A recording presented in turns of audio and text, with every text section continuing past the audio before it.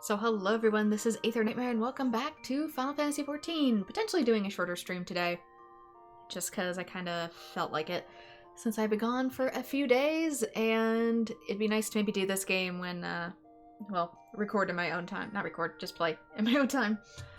When people are being noisy for New Year's, and yeah, can't do anything else.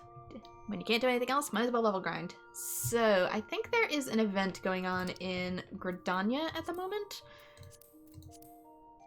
Pretty sure they have their Starlight thing going on, so I think I'm gonna pop over there really quick, because I keep forgetting it.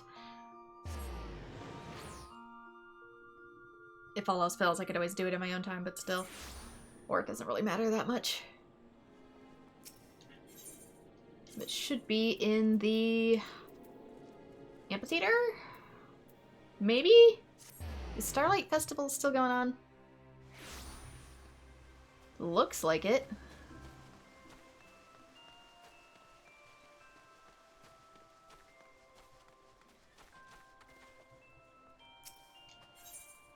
Okay, reach for the stalls.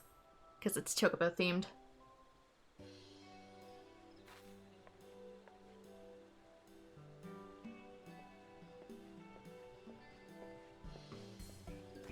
Hey there, I know I'm late. Well now, if it isn't Bren, happy Starlight, my friend. And what a pleasure it is to see you again. Now I should like to catch up on your recent doings. But I'm afraid I'm rather overwhelmed with preparations at the moment. As you see, this year we're hosting a new attraction in the form of a market called the Starlight Stalls. And to that end, we have secured the kind of cooperation of merchants and artisans across Gridania who will sell unique Starlight-themed wares. The lights of the stalls are arranged to call to mind the stars above, and we are confident that grown-ups will enjoy the market as much as younglings. Or at least we would be if we can finish setting up the stalls. The work doesn't seem to be progressing, and we're unable to open the market as scheduled. Say, if you aren't otherwise occupied, might you be willing to assist me? I have a mind to investigate the reason for the delay, and I could use an extra pair of legs on the ground. Thank you so much. Without further ado, please meet me at the market outside the city. The guide yonder will show you there. Do we have Santa Claus in this universe? Apparently we do.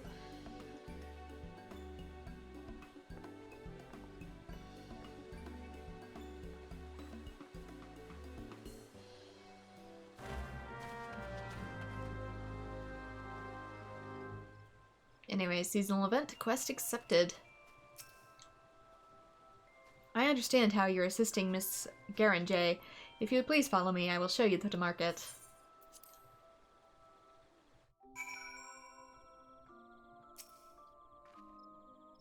Here it is, the Starlight Stalls. Where am I? As you can see, there are workers in the midst of preparation. Let us each speak to a number of them and learn what troubles they might be experiencing. Where am I? This looks more like something out of Final Fantasy XI.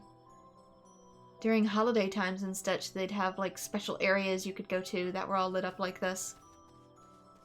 And that you could only access during like actual holiday events. Lending on my hand, are ya? Much obliged. This year, most of us celebrants are helping the stall holdings set things up.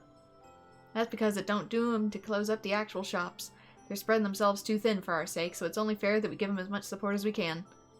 Even so, the work has taken its toll on everyone. We celebrants could do more, but we can't exactly push things along by ourselves. Yeah, because I don't see where I am on the actual map.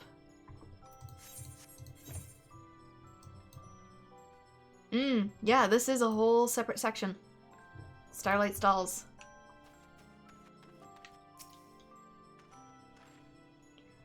You're with the celebrants? Our apologies, we'll be ready soon. It's just, we're not accustomed to running around in an open-air stall, much less when it's so cold.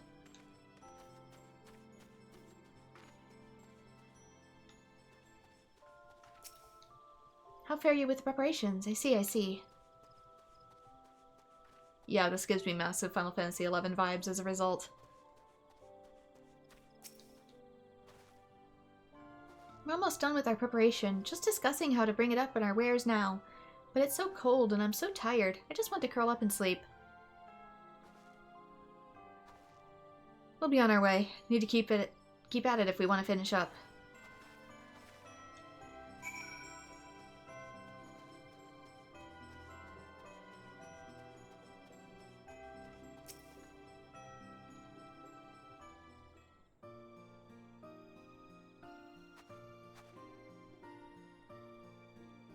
How goeth things? You've spoken with the workers? Splendid. So, what were you able to learn?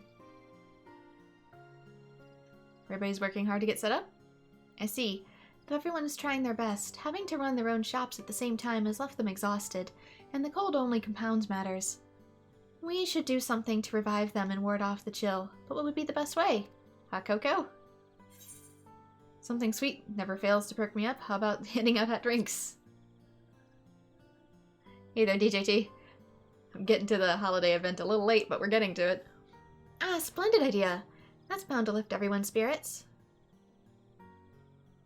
Excuse us. Oh, it's the kids. Hello, Miss Garanjay. Hello, adventurer. It's been a while, but you remember us, I hope. The Starlight Celebration is our favorite time of year. The Saint of Nemea brings us presents. The city is adorned with beautiful decorations, and even the grown-ups look like they're having fun. But this year, the grown-ups are really busy and aren't having any fun at all. When we noticed this, the two of us talked for a bit, and we decided... Maybe you can be our chocolatiers. We'd like to become little helpers and help them. My, what kind souls you are! 'Tis the very spirit of the Starlight Celebration, and we'd be most grateful for your aid. Ren, if you're willing, could you tend to the task of reviving the weary workers with our two little helpers? Sure, my culinarians should be high enough for hot cocoa. Splendid. Please source something suitably revitalizing here in Gridania, and see it distributed. We celebrants will naturally bear the cost. In the meantime, I shall return to the amphitheater and appraise my fellow celebrants of the situation. If you have any problems, please do not hesitate to let me know.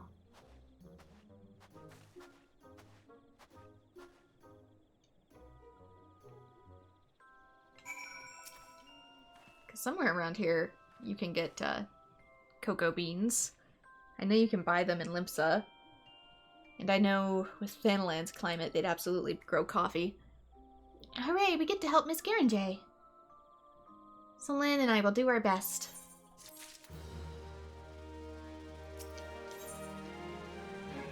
Have I been? I've been okay. Really tired after my medical appointments, but I'm okay. If truth be told, we were eavesdropping when Miss Garanjay first asked you for help. We really wanted to become helpers, you see. So we already know that grown-ups are cold and tired, and we know just the thing for it. That's right, a hot and sweet drink, like you suggested. It warms me up from my tummy to my fingertips. That's how I get through winters in Gridania, even though I'm from Ilda. So come on, let's head to the Carline Canopy and ask Mune about a drink. Hey, wait!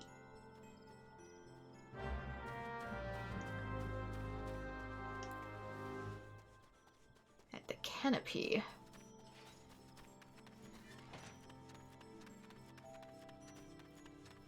So for me, it's just been a lot of appointments and attempting to rest, but since my appointments are between the holidays, it's been a little difficult to rest. I get a little bit of time today, I think. I'm hoping. Where am I going? And so I thought I would stream. Okay, that's at the inn.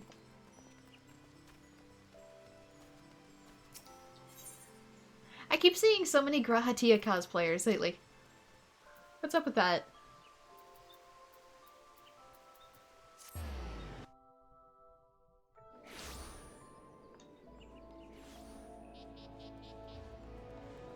I got this way.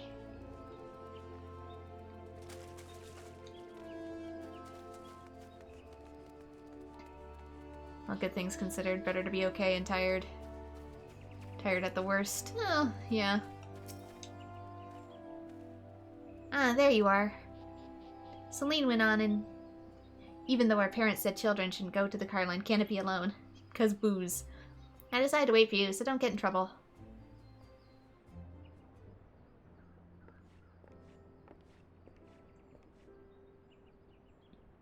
Young Selin has experienced everything. You wish to serve drinks to the folks setting up at the Starlight Stalls, yes? Yeah, because even in raids and stuff, I've gotten so many Grahatias in my, like, daily roulette raids that it's kind of like, alright, is there something going on that I don't know about? The Canopy will have a stall too, but we've managed to find our own preparations, so we'd be more than happy to assist. Wait just a moment.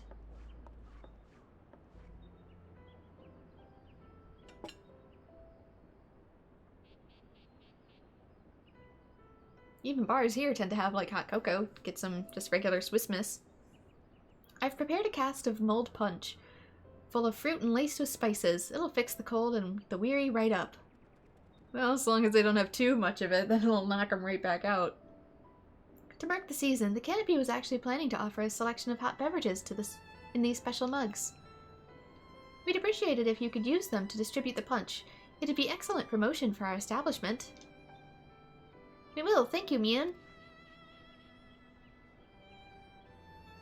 The cask is too heavy for little ones, but it shouldn't be a problem for a strapping adventurer such as yourself, yes?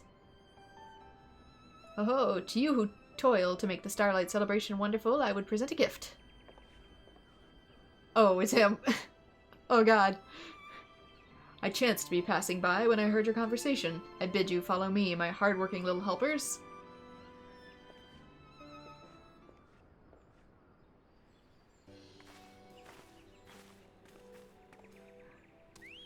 All I want for Christmas is to see the Hildebrands again.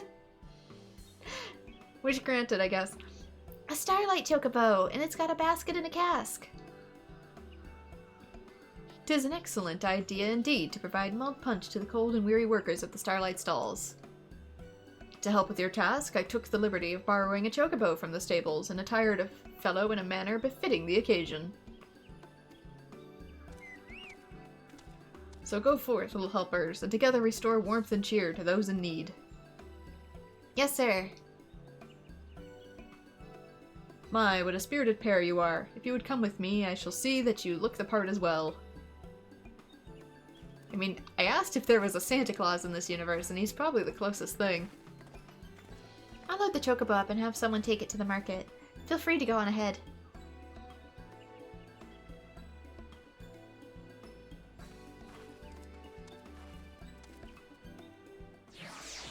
Cuthbert is such a weird character, but I love him.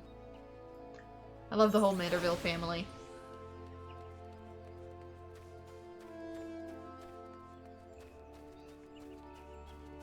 His outfit was put in the store. I'm guessing maybe his most recent one? Just because I know some characters get different outfits later. Because trailers. Guessing back to the amphitheater? Yes.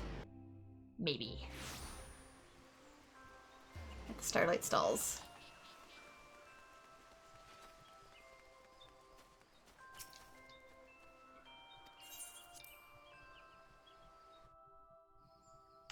Which is at its own unique little thing. Look at her clothes. Great, aren't they? The Saint is amazing. Before we knew it was happening, he had already measured us and crafted our garments. A person from the Carline Canopy also brought the chocobo, so everything is set. Right, let's split up and hand the punch out while it's still hot. We've already filled some mugs to take around, so we'll leave the chocobo to you. We'll meet again when we've finished.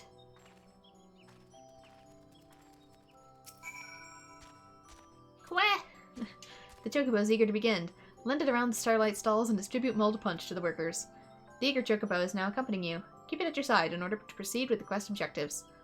You can leave the chocobo behind by entering a different area or by speaking with it and selecting the option to part ways. If you wish to have the chocobo accompany you again, return and speak. Forget stuff follows you in side quests.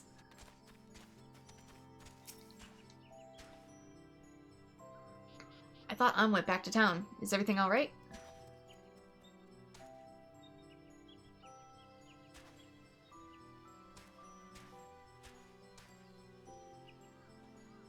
What do you know, mulled punch. We appreciate you looking out for us celebrants too.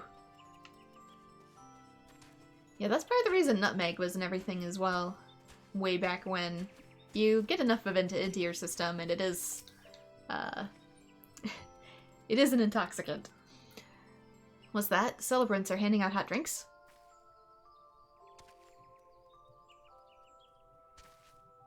So that's why a lot of boozy drinks in the past also had nutmeg in them. Especially when combined with booze. Ah, it's so blessedly warm. My fingers had frozen up. But it's already starting to feel them again, thank you.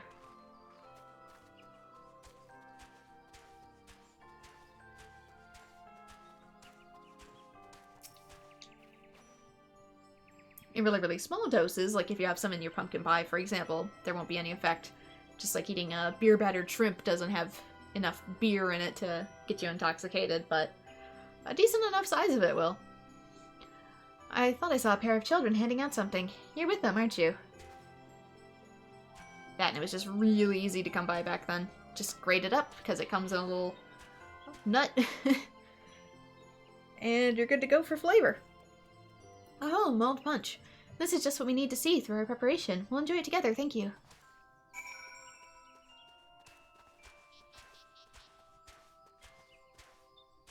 Okay. Guessing I can head back out. Well, the ear chocobo is accompanying you.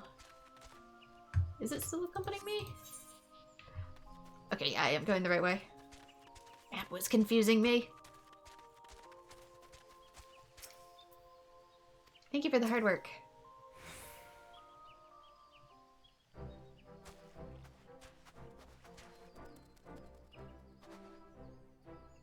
You're with the children, are you? The spices in the drink ought to wake us up, thank you.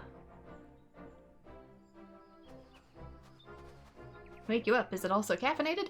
There you are, thanks for your help. You too, big fella. We saw you working hard to taking the cask around. It must be much lighter now. We finished handing out the punch ourselves. Everyone was really happy. They'll all say they're just about done setting up, which means the Starlight stalls can finally open. Miss Garanjay will be pleased to see how well things are coming along. Could you go to the amphitheater and fetch her?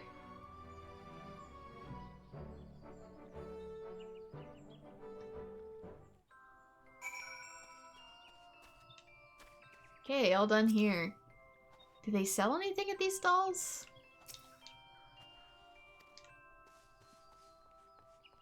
Doesn't seem like it yet anyway. Maybe after I finish the quest. How interesting. So we have some NPCs here. But in Final Fantasy XI, this was an actual, like, marketplace. Heard you were handing out some, but didn't expect the celebrants would get some too. Our thanks.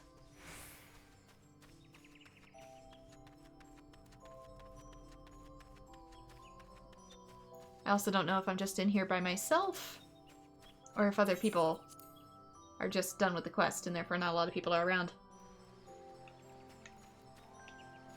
Because I know in 11 other people could come into those zones with you. Ah, it's you. I've assigned celebrants to assist the stall holders in transporting wares. That should help ease their burdens.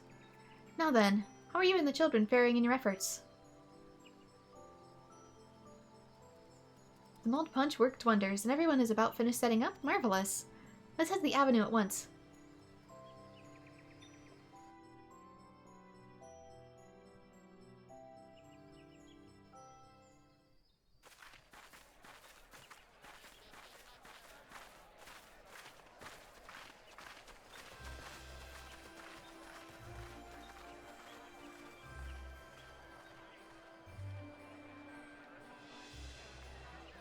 We actually get the big tree. I remember 11 had a big tree like this too, in one of the celebrations that they did.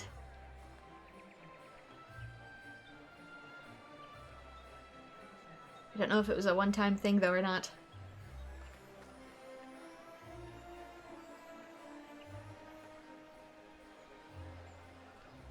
Oh, what a relief that the market is opened as planned. And by all accounts, it's in no small part thanks to the mulled punch you served. I'm truly grateful to all of you.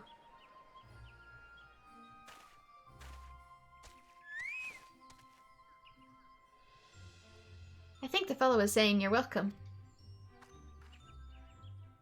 For your hard work, my feathered friend, you can expect a very special delivery of Gasol greens to the stables.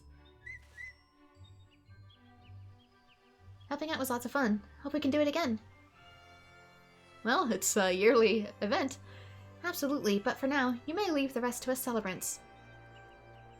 We'll make certain that everything runs smoothly, so run along and enjoy the festival that you helped to make possible. We will, but first things first. You've been working very hard too, Miss Garanjay. You deserve a break yourself. That's right, so let's have some mud punch together, while it's still nice and warm. Oh my. Yeah, my only issue with getting furniture stuff is I don't have anywhere to put it. I'd be delighted.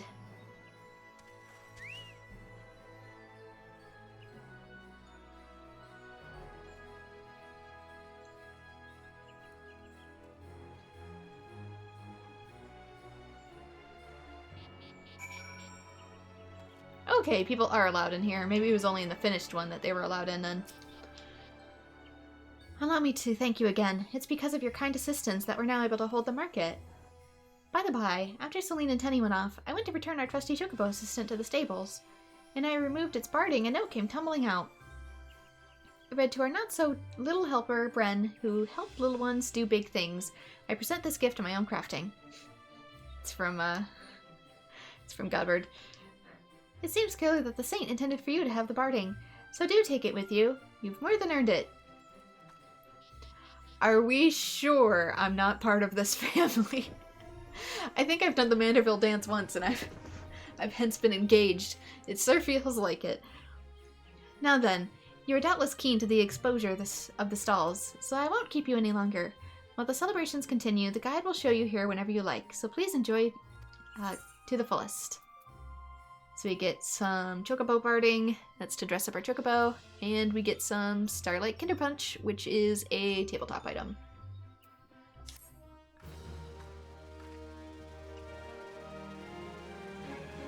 The only issue I have with that is I have nowhere to put it. The vendors at the Starlight stalls are now open for business.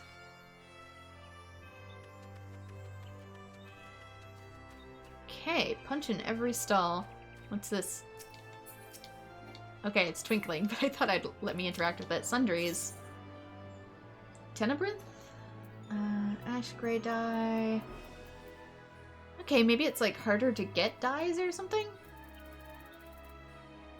Dark matters. Just items. Ooh, orchestra stuff. Celebrations advertisement. Wall mounted. So that is for... Oh, the mug tower. I did see that in the advertisement for it. So you can buy more. Magic prisms. Don't really use those. I can get this. Since I can actually use it. Gotta play the housing market. Gotta play, period. Okay, I've already claimed that card, so I can discard the card. Go, let's add that. Look at all damn presents. There's flowers as well as toys. Stuff under the starlight tree. Santa sleigh. Crashed in the lake. 'Tis the Manderville way. Even the snowman. He's got a very derpy expression, like, why? Why must this happen to me? This didn't go to plan. Don't discard the cards? Why not? Because I've already used them. I already have the card. I only discarded it afterwards. Cloves, basket of flowers. I thought they were market prohibited. More tabletop stuff. Flowers. Gardening. Elgin melon seeds. I know eventually later I'm going to be able to get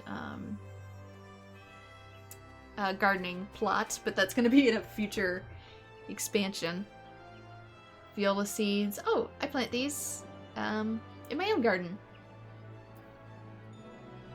Some say love is a river, some say love it's a flower. Plant these seeds and learn the truth.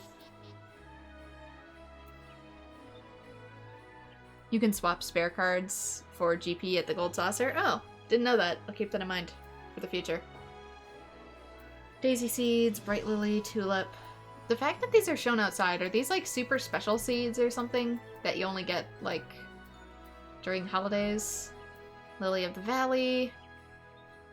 Hydrangea. Once I have a garden zone, if I had a housing area, I'd probably have lots of hydrangea.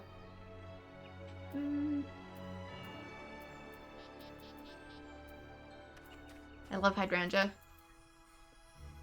Cosmos, carnations, moth orchid, sweet pea, morning glory, chrysanthemums. You don't know? Eh. Just because hydrangea are so fun to mess with, because they change colors based off of the pH balance of the soil. And as a result, you can get some really cool flowers.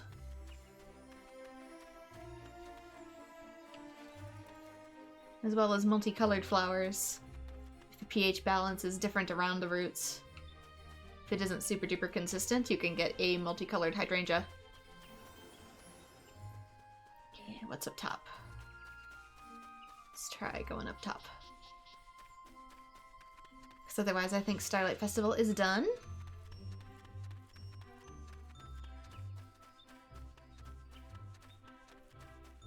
But I also kind of want to explore, get a good look at it, Kupo.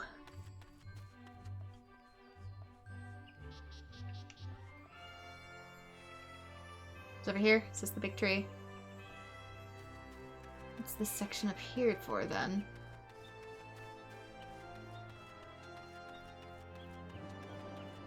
Just more stuff. Wait! Glad to see everyone... Glad to see one and all enjoy themselves. There we go. It was so tiny on my screen. Now he is here. The good old Saint of Christmas himself. Well, Starlight. Guess it's not Christmas.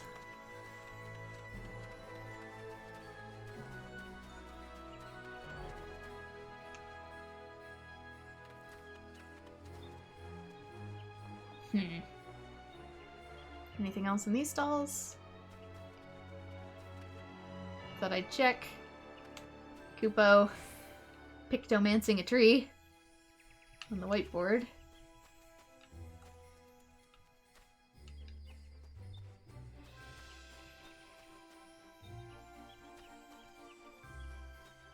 Nope, doesn't seem to be any special stalls up here. I think they might be those, but you don't think they're exclusive, just more readily available? Eh. Well, it's not like I can plant them anyway. So, there we go. There is the Starlight Festival. So I'm guessing I should probably go back to, doing my dang side quest, shouldn't I?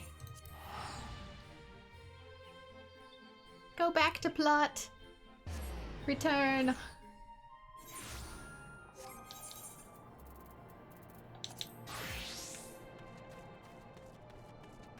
Ooh, I had a lot of stuff to turn in here. How are the Ganu doing? Netherling rains wrath upon Sanua. Throws Vondu into chaos. The nestlings of Zundu thank you. Vundu wrath stays calm for some time. Gives nestling much needed respite. May Zephyr winds guide Netherlings among tribe.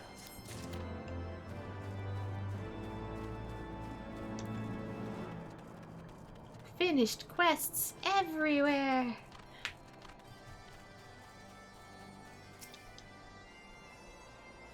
If you fear for your safety, must I direct your attention to the suit of Magitech armor nearby and its exceedingly capable pilot. Yeah, I have one too, Alpha now. Ah, the armor. I had it sent here as a precautionary measure. Like the Thunder Royals, cries of hatchlings resound. Netherling brings... What's it? One more campe? Here's your leech.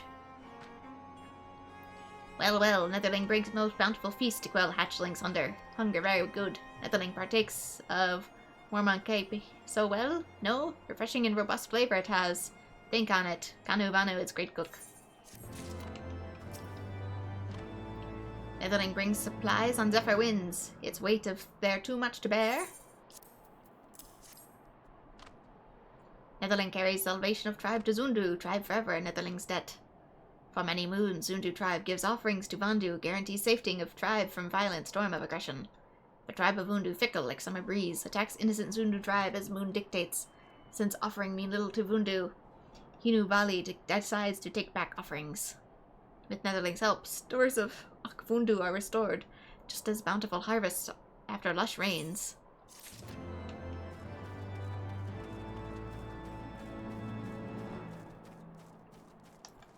How about up here? I know it's patterns from their tribal symbol and all, but the way this is hanging made it look like googly eyes and fangs. Netherling brings news from spies. As storm clouds give way to sunlight, our path becomes clear. Though time is short, rash action will create inescapable storm of consequences for Oxundu. Netherling, speak not of the words you hear today until time to act arrives.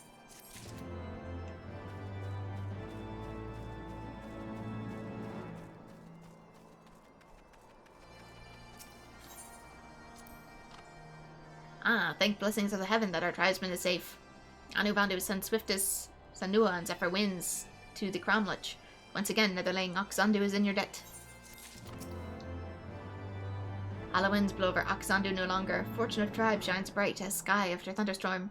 This means Netherling rids the isle of the cursed totem poles.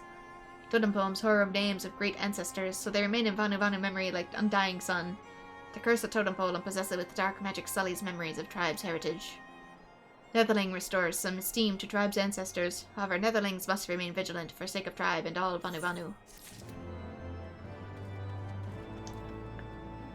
Speaking of purging evil, that reminded me, I talked about the Okami development the last time I was here, and how I was worried that many of the new Clovers within S Studio might suffer without some of the Platinum employees. Well, guess what? A lot of the Platinum employees are moving over to Clovers, so now I have questions about Platinum, and how little fair for them. But good news for Okami, maybe? I don't know, it was just awkward that I had that discussion and then, like, 30 minutes later, it gets published that a lot of the employees are moving studios, so... Information I didn't have at the time, but do now. Just clearing up the egg on my face. They leave much to be desired of taste, but we're in no position to be particular with food. We're able to retrieve the meat. Thank goodness, I can breathe easy the next time I take inventory. I'm honestly not sure what we'd be if not for the Wyzants grazing north of here. And to think, they're not actually indigenous to these islands. They were originally brought here as livestock for just such an emergency. Really? The goat can't fly! Given time, we will have the sheep as well, but we've yet to breed stock suited to these altitudes. But enough of my rambling. You've assured my men will not be go-wanting. At least not for a few moons. If we should need more Wyzant meat, I will know who to call. I have no time for idle chatter. Have this bone. Game development is a can of worms, it really is. This isn't another of Gildan's errands, is it? I haven't time to waste entertaining his requests. A shipment of provisions should be arriving at any moment. I've had great ideas in my day, but I must say I've truly outdone myself this time. No doubt you're curious to know what I'm planning. Well, not so long ago I've discovered a scattering of gastronus nests east of the Rose House. If you could retrieve a single egg from the nest for me, all will be made clear. There you go, more quests. More quests. Quests everywhere.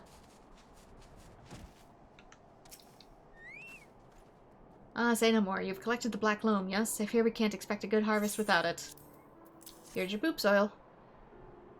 Oh my, it's been a while since we've had such rich loam. Splendid work. I know I can count on you.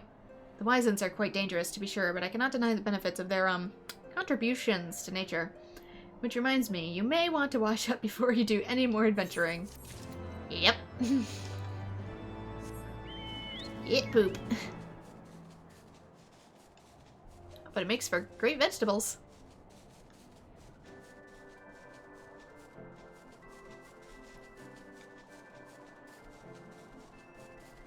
That's why it's always great to give your scraps to the chickens, because it makes for great fertilizer later.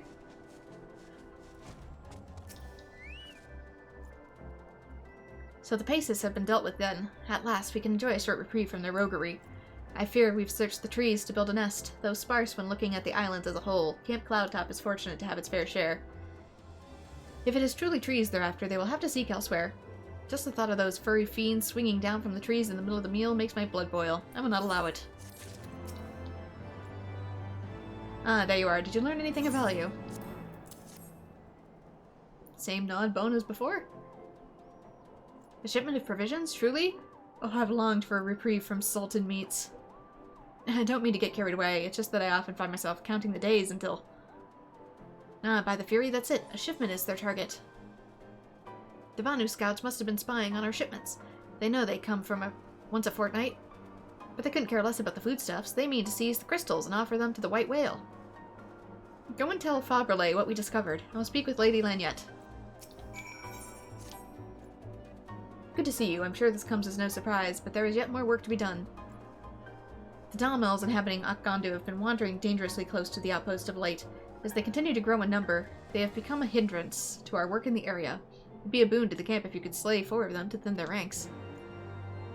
More monster-killing quests. Whoop! Fell through the hole.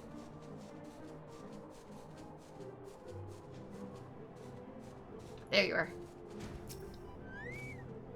You returned safely, thank goodness. Did you find my men? Were they unharmed? Oh, thank goodness. The Vanu would take refuge if there is... Refuge, there is strange indeed. It was once home to the Gundu tribe. They were a peace-loving people, and for a time we maintained favorable relations. I don't know why I'm struggling so hard to read today. Probably because I'm tired.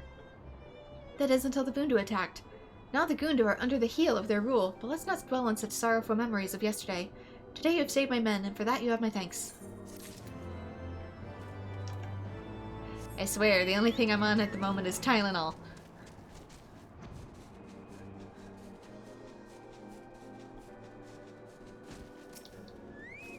Got nests. Got board nests. Oop. Did not find nothing. I found something. I found bird.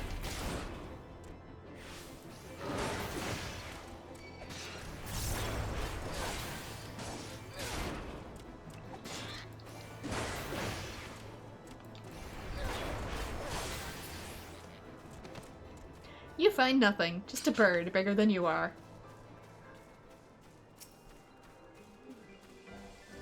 I guess the Wyzants are more cows than goats. I kind of forgot what all was up here.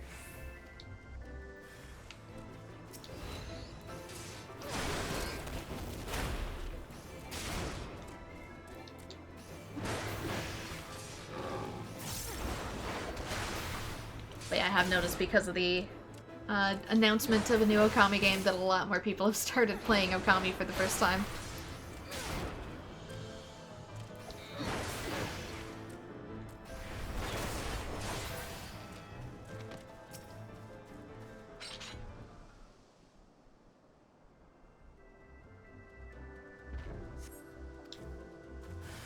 How many birds are we gonna encounter today?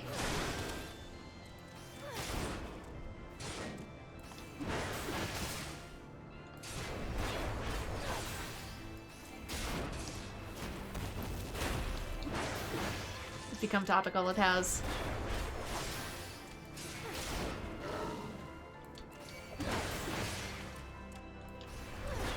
A friend of mine also recently started a playthrough of the game on his channel, and then they, like, a few days later announced the new Okami game, and it's like, wow, your prediction was so perfect.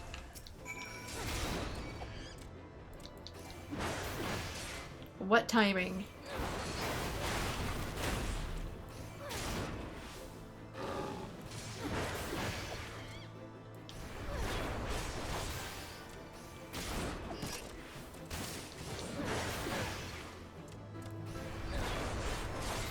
That happens with us sometimes. We start something and then, like, a new version of it gets immediately announced afterwards. Okay, slay the Dommels. Is there anything else here? I don't think there is. Some stuff back here. There's something over here. We can head this way. I think when I started my Final Fantasy I playthrough, like right after I started it, they announced the Pixel remaster. Really?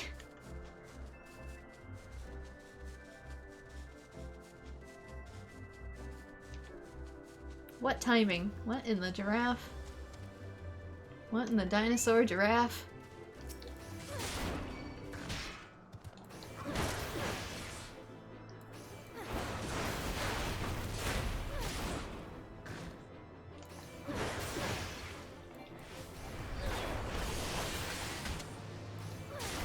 That was a buff. I was gonna say it's either gonna call more enemies or we might get our first enemy buff on the field. Oh no. Oh no. I'm gonna have to farm these later.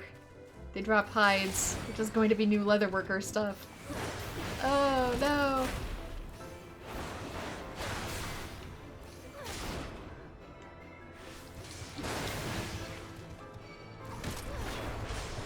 I'm still not done with the Realm Reborns.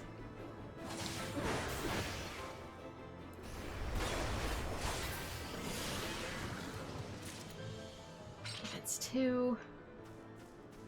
And saliva! Meat, saliva, hides. These things are gonna take up my whole inventory.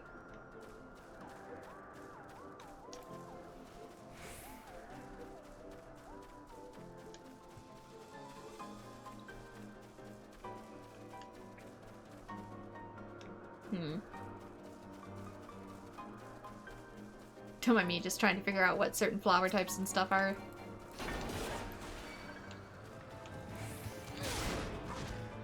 Trying to remember if I recognize them.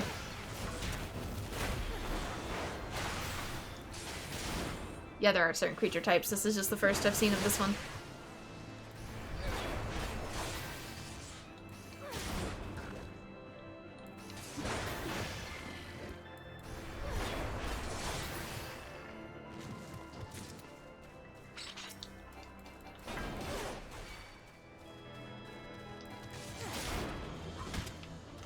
Last one of these. A tall order to fill. Haha, I get it. Very funny.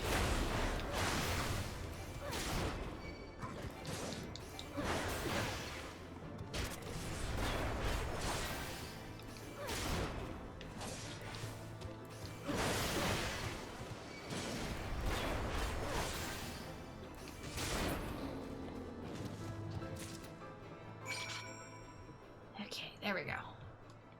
It's down here. Cloud top. We've got the meats. It's a nice zone. It's just without flying. It's a pain to travel. Yeah, you need flying for this place, for sure. Especially since some zones are literally inaccessible without it.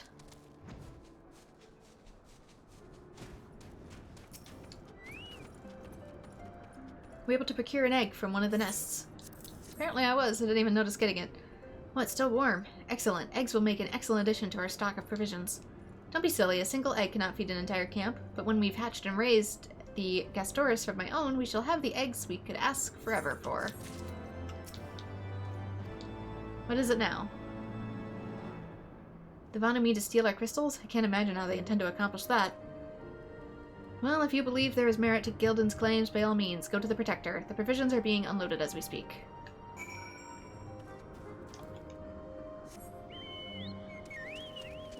Multi-step quest.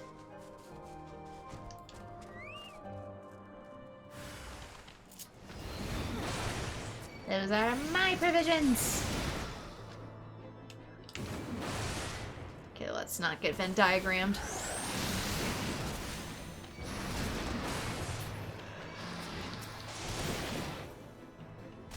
So I played Final Fantasy I? Yes, I have. And it is on my channel. I had a lot going on that year, though, so my videos got really, really spaced out, so I literally do, like, one video a month of it. But yeah, I played Final Fantasy I on the PSP. All the provisions appear to be accounted for. Oops.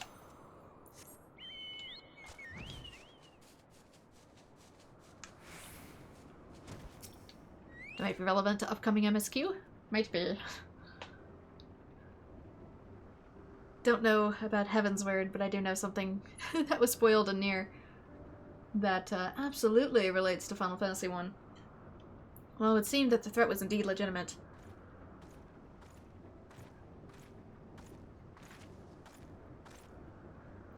Time and again, you've risked your life to protect our camp, and for that you have my sincerest thanks.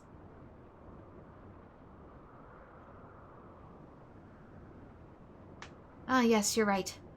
'Twas Gildan who uncovered the Vanu's plot. Perhaps a man of your intelligence could better serve House Halianter elsewhere. Should it be your desire, I could arrange for a transfer. Well, well, to think that I might one day salute you. I'm honored, Lady Lanyette. Truly I am. With all due respect, I would rather remain at Camp Cloudtop.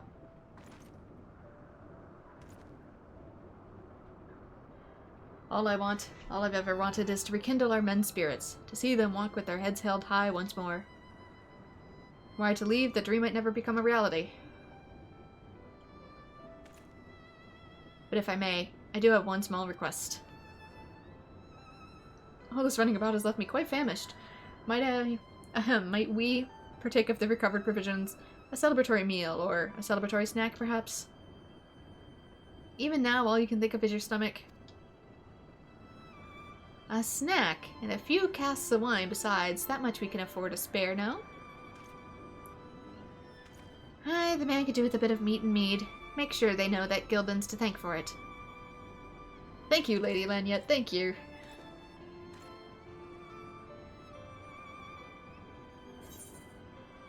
Okay, there we go. Feathered brain schemes. Quest complete.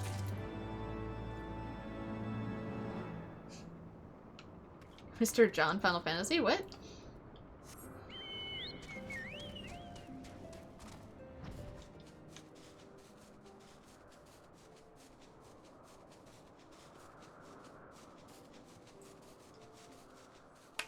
Yeah, a long time ago I also had 10 on my channel, but I've since removed that one.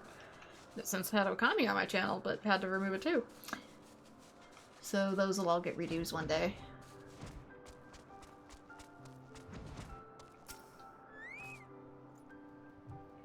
Welcome back, friend. I take it you've dealt with the Demals, then?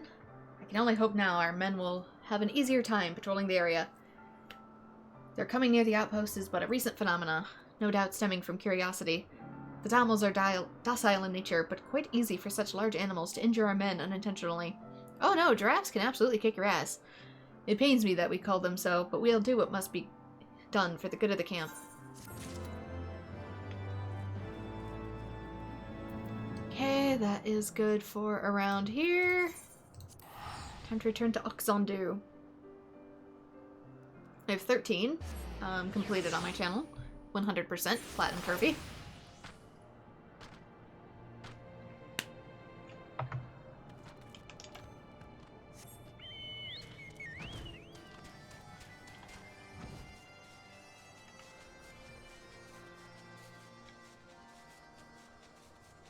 Yeah, there used to be a bigger roster of videos, but I either removed stuff, just because like my microphone in the time too was not great. Some stuff got really broken up and distorted due to copyright claims.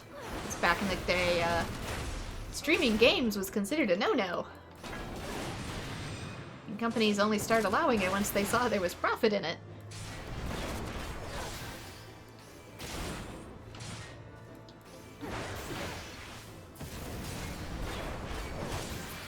Having a bunch of broken playthroughs and terrible quality. Wasn't worth keeping up on my channel, so I got rid of them. Decided to redo them at a later date. Heck, one of my old channels in general just got completely nuked. Back in like 2010.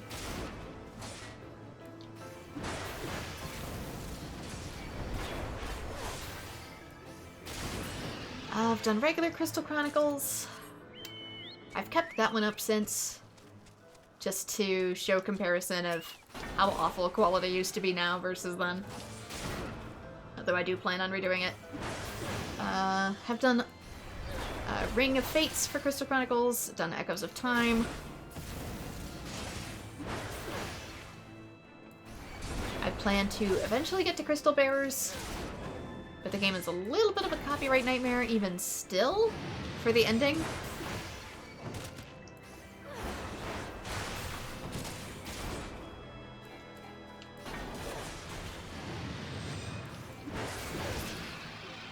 I don't know why, it's not like it's being sold anymore, but I guess they've never remembered to remove the copyright protections for it.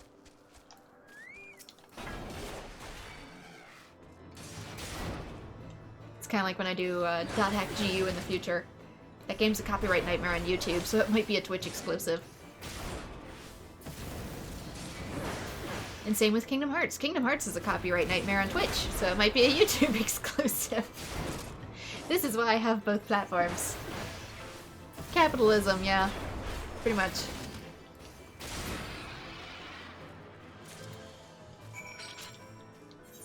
All my old Kingdom Hearts VODs on Twitch have gotten muted and broken to all heck. Thankfully I did save them. Most of them. There is one section missing of the critical vlog. But, yeah, they had to get moved over to YouTube because otherwise they got completely muted.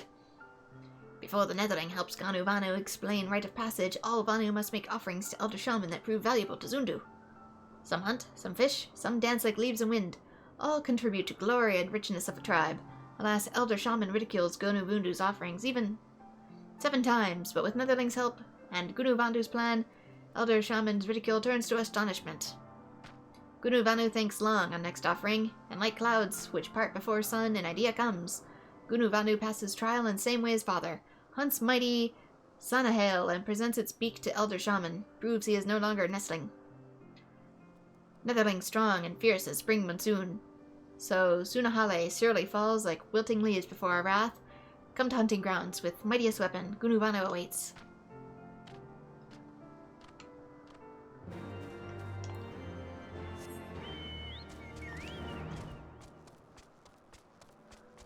It's like, hey, why can't I play this game? Why is it so copyright protected? Because we don't want people spoiling certain sections of it. Okay, do you still sell the game? No, we don't.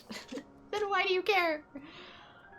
They don't even sell it digitally, so I don't understand the protectiveness. Other than they probably just forgot to take the copyright super protections out. At last, Netherling has come. Takes so long, Gunu Vanu almost doze off. Sunahale far from clever. With whistle, Netherling lures out and strikes down like lightning in the nest. Its beak serves as proof of our deed. But of Gunu Vanu, he stands apart with Griffin's eyes and keeps watch over Netherling, lest they fall prey to other fell beasts.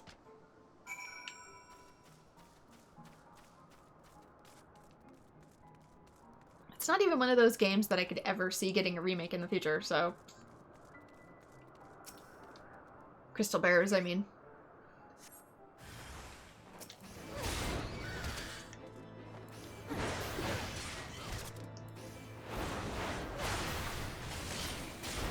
I don't see Crystal Bearers ever getting a remake, so I don't know why the copyright on it is so harsh.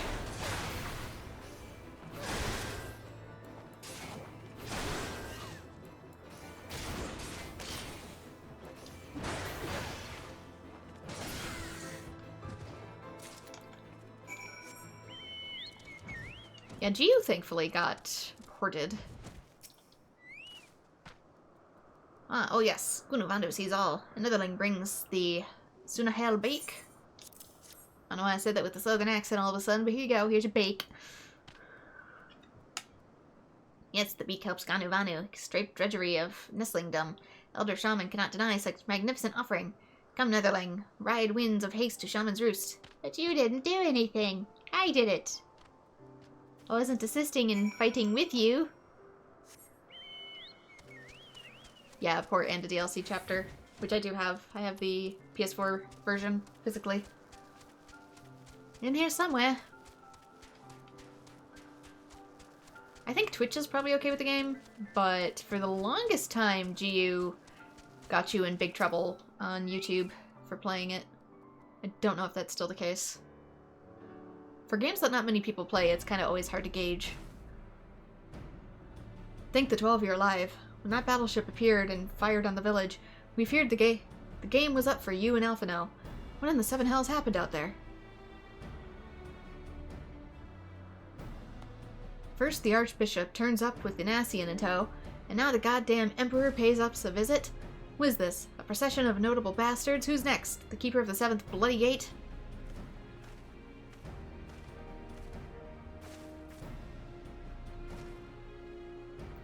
No one so notable, Master Garland.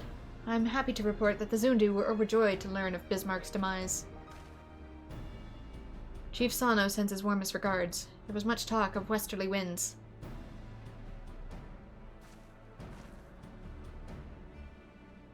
Miraculously, none suffered lasting harm during the raid. It would seem the Zundu were taken entirely unawares, and wisely chose to offer no resistance. I sense they are no more to fear from the Empire, for the present at least. Had the Emperor truly intended on their extermination, Ankh-Zundu would already have been leveled. Plainly, Varus is only interested in reaching the Azazla. Speaking of which, if you're all ready to continue the chase, the Enterprise is as well. Shall we? Oh, we get a little wind-up Sid.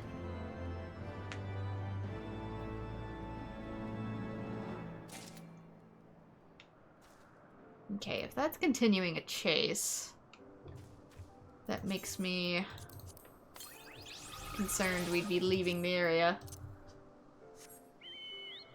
So maybe I should explore a little bit first. Yeah, we're just getting all kinds of bombarded up here. It's supposed to be chill, floating farmland. And yet there's all kinds of peoples everywhere. Emperors from different nations, giant whales, popes, dark spirit people. Anu Vanu, most benevolent and wise elder, behold, Gunu Vanu brings 8th offering for rite of passage. With it he grows from nestling and becomes true member of Zundu. Well, well, like father before him, Vunu Gundu comes with beak of savage Sunahale. Such offering is most unexpected. But, as surely as moon sets in west, Gunu Vunu shines from hunt and runs from bloodshed. Does he expect Elder Shaman to believe this is no longer so?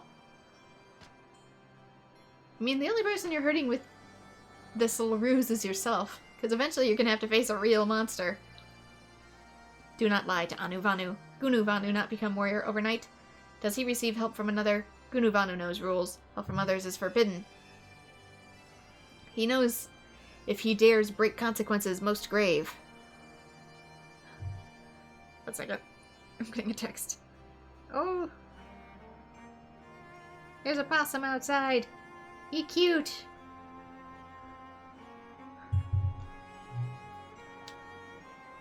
Wait, Elder.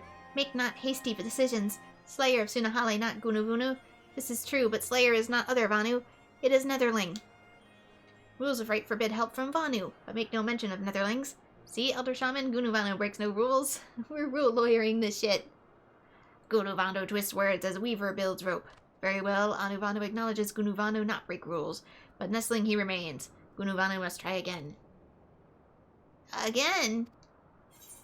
Yes. Again. Because when you have to do your own hunt and you've never done so before, and you're entirely on your own, you're going to be screwed. Oxandu's got talent. Gunuvanu must try again, but knows not what satisfies Elder Shaman. Maybe, with a title like that, you gonna sing? Yes, Netherling Gunuvanu knows. Gunuvanu follows in father's path and fails, but next we'll try mother's path. Mother offers vegetables unlike any other in Oxandu, quells Elder Shaman's thunderous hunger. Every moon since mother's offering, Elder Shaman asks if she grows more. Gunuvanu brings vegetables as offering and grows from nestling to adult. Gunuvanu and Netherlings face one problem. Vegetable season is moons away. Plant seeds now and stalks grow slender as new moon. Luckily, Gunuvanu plans ahead. First, Netherling must... well, I was half there. Dance in front of Elder. Show him your culture. Dance until wind goes from lungs. Then meet Gunuvanu under shade of our first meeting. Now go. Dance like sun has never rise again. You mean you could have been a vegetable farmer this whole time? And we didn't have to go through this and now I get to humiliate myself on your behalf?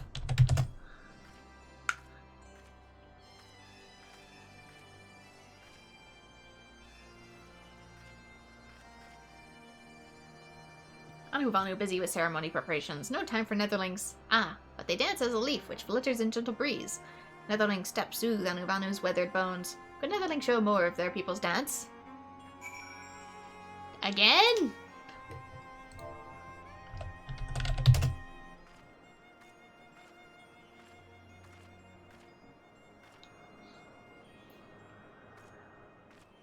Funniest thing about Alf's design is the blue ribbon in his ponytail. It's very consistent, is it? In, like, all future expansions. Netherling's delicate and airy steps make Anuvanu's heart race like summer squall. Almost worthy of Anuvanu's initiation, they are. Dance of Oxandu is tribe's pride. Brings all closer to heavens. Since Netherling dances for Anuvanu, Anuvanu dances for Netherling! Anuvanu's dance riles Netherling's imagination. Look well and behold the thunderous dance of Oxandu! You know, the last time someone from one of these tribes danced for me, it went a certain direction. Yes, great fear. No need to ask Netherling's opinion. Expression tells all. Dance reminds Anuvanu of nestling days. Ah, why when Anuvanu nestling? Oh, we're Gunuvanu. Was I distraction?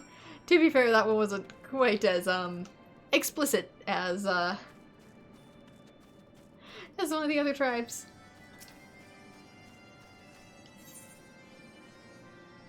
Three beaks to the wind. Oh, I wonder if this is tribal stuff. There's trouble with the storm gathering in the distance. Like nourishing rains after long summer drought, Netherling's return may bring succor in our time of need. Zundu spies send word of activity in Akbandu, deep within Bandu territory. Such news bodes ill for Akzundu. We would know more about this coming storm, but spies struggle to slip past watchful gazes of Undu guards. Netherling's strength and courage is always reliable, and Sanu asked for their brave enemy territory and bring news of what stirs in Akbandu Mok. Since again Netherling proves they are stout ally of the Zundu, Zephyr wins at your back, speed your way. Society quests! Yes, this is what they're called.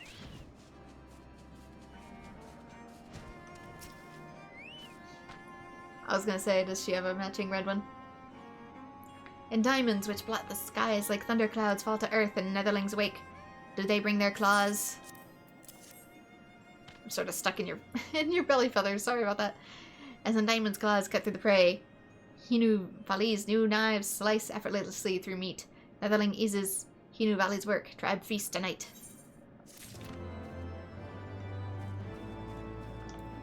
Didn't mean to get stuck in the plumage. Netherling, Gunuvanu plan worked perfectly. He knows Anuvanu fall into fervor during dance. It seems Netherling does too. Yes, plan is Gunuvanu's most clever idea. After Mother's offering of vegetables, Elder Shaman grows own crop. All Gunuvanu does is sneak silent as midnight moon into Elder's hut and... feast in glory, Netherling. Vegetables grow plump and fresh. Prove Gunuvanu too good for nestlings now. Gunuvanu no longer laughingstock of tribe. You know, I thought you were gonna grow vegetables, not steal vegetables. Steal? No, Netherling. Gunuvanu borrows vegetables from Elder. One time only, though. Non-returnable. Netherling, come now to show offering to Elder Shaman. You're just gonna get yourself kicked out. Bro, that's not the same thing. Turn back. Respect and benevolent Elder. Ganuvanu returns at last. Even waxing moon envies fullness of today's offering. Well, Gunuvanu finally makes splendid offering. Vegetables plump and ripe, like first rain cloud of new season. Such treasures rare in Oxandu. There's something about these vegetables familiar. Ah yes, same as Gunuvanu's mother's brings. And Anuvanu knows they grow not for many moons. If Gunuvanu lies again, he accepts failure for trial. But vegetables come from Elder Shaman's secret supply. Gunuvanu thinks Elder's wife might also want to know where such ample feast comes from. Wait, how does Gunuvanu know about secret supply? What secret supply, Elder? Well, since Gunuvanu fails trial again, then he must return vegetables to Elder's wife. Wait, Gunuvanu, if you help keep secret from wife, then failure of trial washes away like tears in rain. Oh, we're blackmailing. Anuvanu let him make one more offering. Elder's kindness vast as boundless skies. Gunuvanu bring even more impressive offerings next Elder sees. Good lord. We know about the secret vegetables you've been keeping from your wife. Gunuvanu knows not what to offer to Elder next. Only one idea can Gunuvanu think of, but fills heart with fear darker than blackest storm cloud. Netherling remembers Gunuvanu's brother, yes? Brother completes rite of passage by soaring on wings of Sanuwa, mouths which Vanu ride to traverse wind currents. No other choice left to Gunuvanu. He must do as brother does. Do those count as wings? They're more like bulky arms. You're more ostrich than eagle, my friend. But Gunuvanu raises not his own Sanuwa. It's time to tame wild Sanuwa, more difficult than to quell summer monsoon. Must be a thing we ride on then. And Gunuvanu can do neither. But Netherling's strength can lay low the wight himself. Netherling helps capture Sanuwa, and Gunuvanu mounts it to show he too holds sway over the forces of nature. Netherling worries not. Gunuvanu as always plans out every step. Meet at the blue window. Gunuvanu goes ahead for Netherling's safety.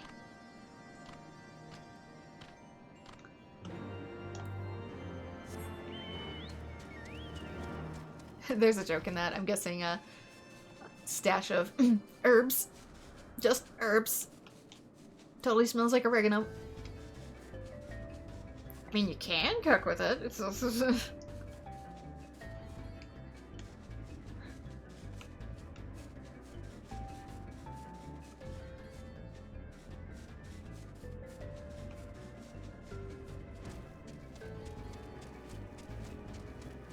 even higher?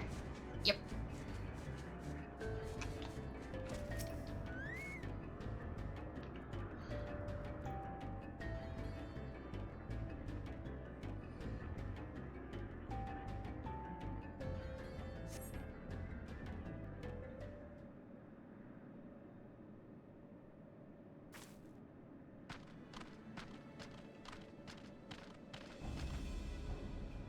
You got a flower crown. I know where to run, traitorous Gundu. Punishment is nigh. Traitorous? We but seek freedom from cruelty of Vundu. Nonsense. Like Sanuwa, Gundu live only to serve almighty Vundu. No more. Gundu cast off Vundu reigns. Gundu are free. Gundu are free. Stand back, Lunuvali. Manuvanu teaches Vundu difference between Gundu and Sanuwa. Oh my god. I wasn't expecting the actual bird noise. Foolish Greybeak, even clumsy Paisa laughs at your challenge as he tumbles into Cloud Sea. Such weakling was not worthy foes. Cower before us.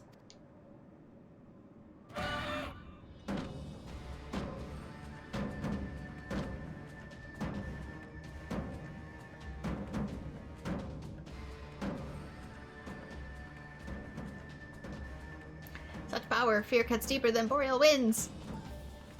They're standing there, menacingly.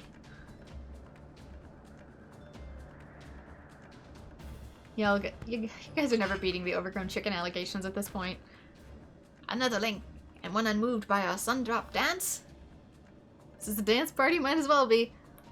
What insolence! Cast Netherling into Cloud Sea!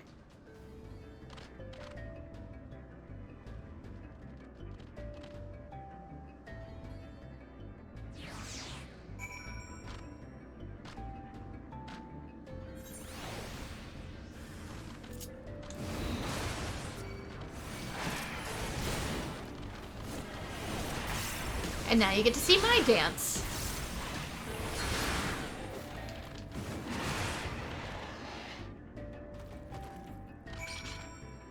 My dance hurts people. Manavanu's gratitude is boundless as Cloud Sea. Thank you, Netherling. Even most violent gale could not topple you to stand as totem against Vundu's Sundrop dance. Also, hi to you too, Snippy Pants. Sundrop dance is ancient tradition of Vanu Vanu. It is display of strength and vigor, both individual and tribe. Vanu custom is to dance before battle, that enemies weak of will may yield, preventing needless bloodshed. Forgive my rudeness. I, Ninu Vani of the Gundu tribe, am grateful for Zephyr winds that bring Netherling to our side to stand against the Vundu. Vundu invade Gundu lands and curse our totems, but Gundu's spirit will not break. All still oppose the Vundu's many misdeeds. Summoning the white, conquering other tribes, attacking Netherlings, all are affronts. We seek freedom from Vundu rule, but Vundu are greedy as they are cruel, and enter our plans with violence. Vundu talents reach far and cut deep. Many flee to distant isles to escape their wrath, yet Netherling ventures deep into the Vundu homeland. Why? I'm a very crazy herbalist looking to gather all types of materials. Netherling has come from Akzandu. Sanuvanu himself asked Netherling to investigate. We hear naught of Zundu after Vundu invade our lands, and they are yet free. Netherling, Ninuvali humbly requests that you escort us to Sanuvanu, that we might beseech the Zundu for aid. Tribe will remember Netherling's kindness for many moons to come. Now let us depart to Akzandu before the Vundu return.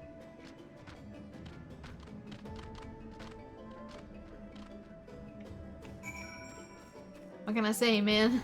Menacing dancing isn't enough to deter me.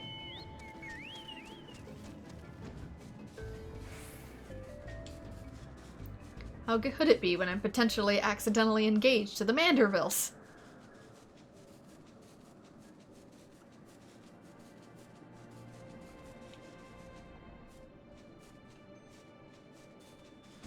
Oh, you want to see a dance of strength? Alright, I got someone I can introduce you to. He's dressed up as Santa Claus at the moment, but...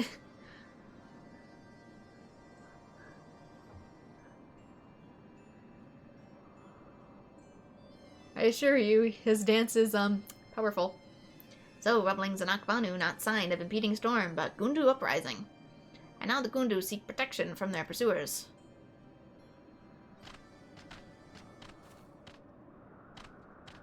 May Zephyr winds forever guide you, Chief Sanu.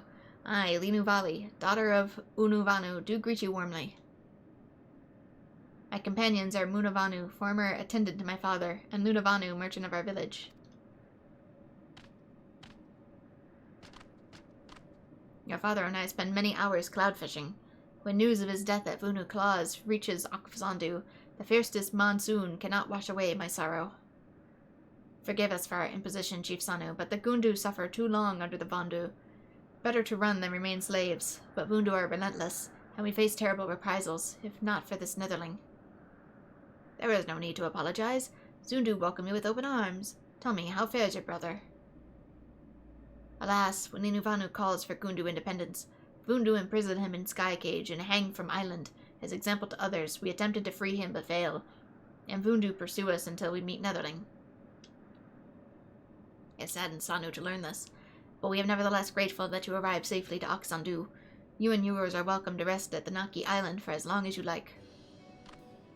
Sanuvanu, your kindness is boundless as Cloud Sea. I say so flower crown might be literal crown. She may be princess. Chief Sanu, pray do not act in haste. What will others say when they learn of this arrangement? Island more precious than rain during summer drought. Some still resent Netherlings for risking island to hunt the white. Now is not the time to turn our backs on another tribe. We must do all in our power to help for the sake of Chief Unu and his people. Have we food to feed them? Wood to build them homes? How much must the Zundu sacrifice for these refugees? This island is more than enough.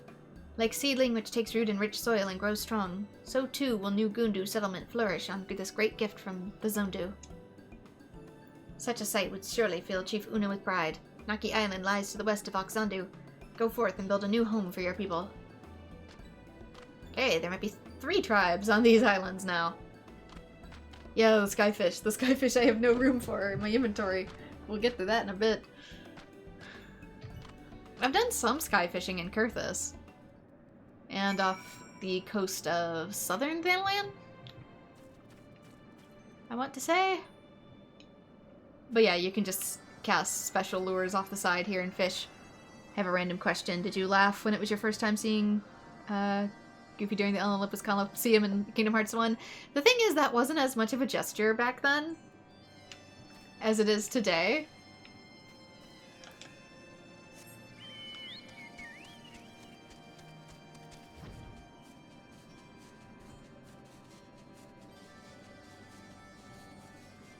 Have you started playing Kingdom Hearts 1, Snoopy?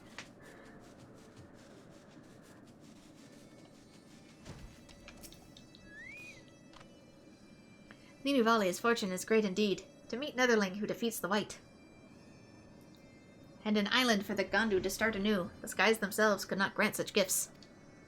However, it seems no Vanu inhabitant on this island since before Linu Valley's hatchling days.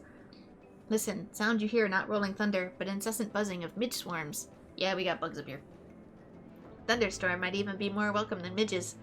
One bite from midge and Vanu itch until feathers fall off. But midges have no taste for netherling blood. Unfortunately, they do, but... Netherling must help before midges cause sleepless nights for tribe. They ride on the wings of Saniwa, and wish its forceful breath drive the midge clouds from the trees. Ride Saniwa and use its Buffet ability to drive the midge clouds from the trees. Ah, so this is probably going to be the mount that we get. Where are we going? We are going this way. Where? Here? These trees? Am I dumb? Where am I attempting to... Invalid target. Up. Alright, now you're just being confusing. There it is.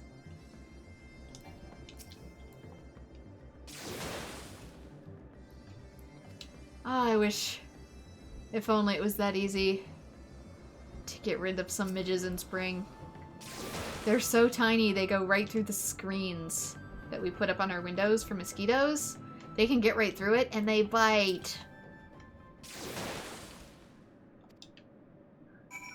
So you always have to close your windows in the evening in spring. Good night. Get off the creature. Get. Ah, the midges hum no longer. But even so, doubt still remains. Although Linu makes promise of building new home for tribe, the uncertainty of the road ahead fills her with doubt. Linu Valu is nothing but delicate hen, with arms thin as branches and legs dainty as gallicats. I am like a third of your size. Maybe not the best person to say that to.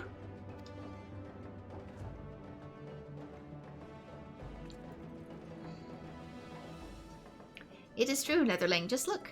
One day, Linu hopes to become strong enough to send the mightiest Vanu running in fear. But like rain in monsoon season, change comes fast and without warning. Linu possesses not the courage to lead. Make no mistake, none are more loyal than Muna Vanu and Lunu Vanu. But their feathers are old and grey. Linu cannot ask them to shoulder so heavy a burden. Without brother, there are many still under Vundu rule. Linu knows not which path to take. But in the black of night, a beacon of light guides us. Linu speaks of you, Netherling. Yeah, my entire waist is like the size of your arm. Maybe maybe don't be calling yourself a twig in front of me. You could probably snap me in half, dear. Please work with us to help build a new home for Gundu. Do so, and Netherling lives on throughout generations of Gundu storytellers. Like towering totem-pole, Netherling supports Gundu. 1,000 thanks, Netherling. Your words clear fog and doubt from Lindu's heart. This is worthy of celebration. Celebration of the mighty Netherling? Linu Valley is embarrassed to ask, but what is Netherling's name?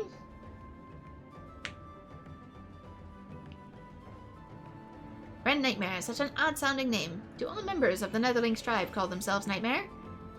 Ah, speaking of names, New Gundu Village must have one worthy of Grand Vanu Settlement. Naki is ancient Vanu word for winds blowing from west, and also name of the island. To honor tribe of Gundu, village name is Ak Gundu Naki. The village has name, and there is nothing left now but to begin building it. Speak to Munu Vanu to learn what we need. Society quest complete. More unlocked, potentially.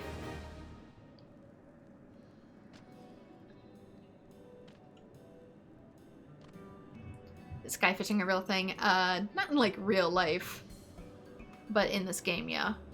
Linu Valley and other Gundu have begun developing Akgandu Naki. So this will be our new dailies, along with the Nath and Vath. Reputation has increased to neutral. Vanu Vanu Society quests are now available from this area. And the getting's Gundu. Because puns. There we go, now we can start taking up these as daily quests in the background. So I will probably focus on other stuff. Let's get some of this map opened up. The window. The blue window.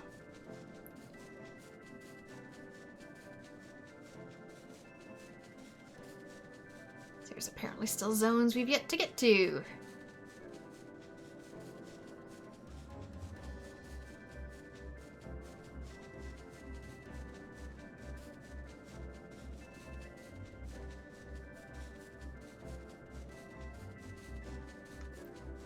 Once we get them open, we get an achievement.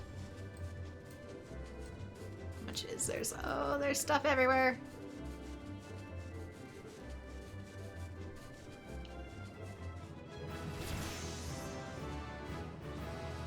Oh, I didn't know that was rewarding experience. Whoops. Oh, well. Okay, there's a dungeon over there eventually. I see it.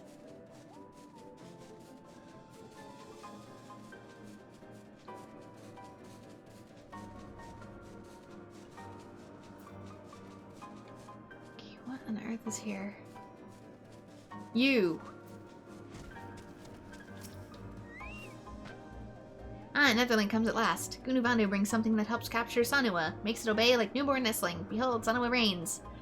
The wild Sanua, fierce as monsoon rains. Even Netherling cannot hope to capture wild beast. But the use reigns only on tame Sanua and obeys all commands. Gunuvandu cares not to show Elder Shaman how to capture Sanua, but to ride Sanua gracefully as seed floating a gentle breeze. Once Elder sees Gunuvandu flit elegantly through wind currents, how Sanua is captured matters not. Even Elder cannot make more perfect plan.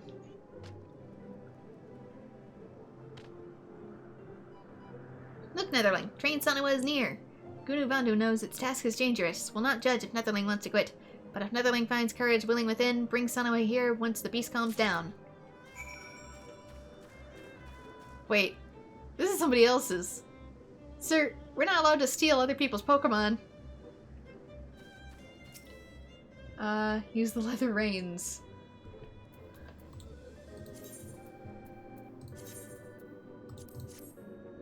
We're gonna get in so much trouble.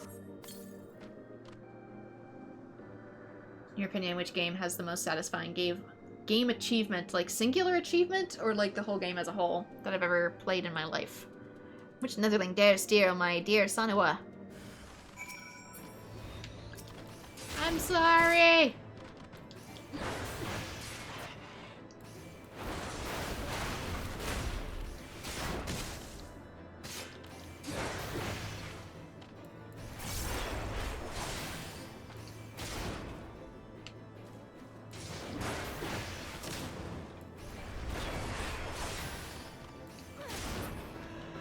Each orange pin rewards a bit of experience, and then there's extra for the full map. So what some people do is bonus experience for other jobs. I'll keep that in mind. Sanua gazes coldly in your direction.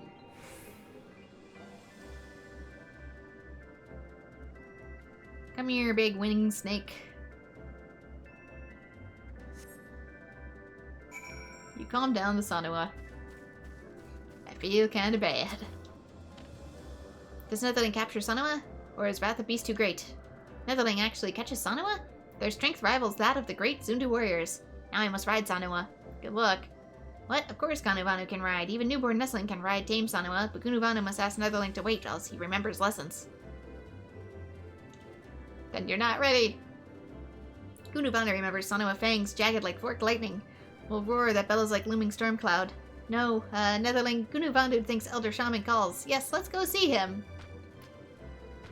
And he chickened out. Yeah, I'll keep that in mind. Where is my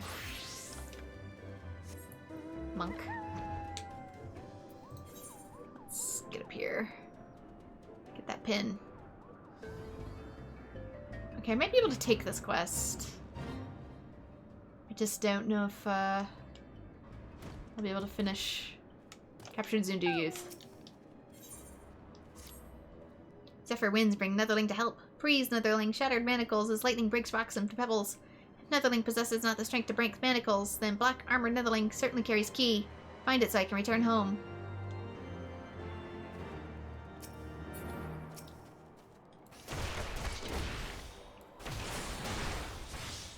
Will do my best. Some of these guys hit kind of hard up here.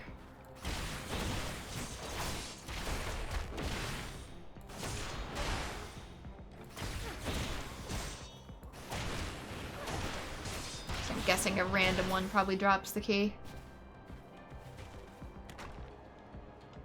Unless this is part of something else. Yeah. Yeah, dang it. Killed a man, stole his pet. I sure did. I feel bad. Okay. Just for this, I'm gonna...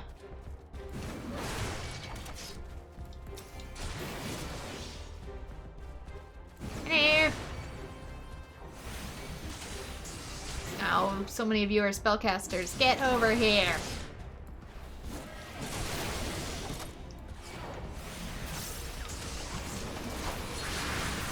Wait, this is new. They changed it. When I leveled up, it changed into a different skill.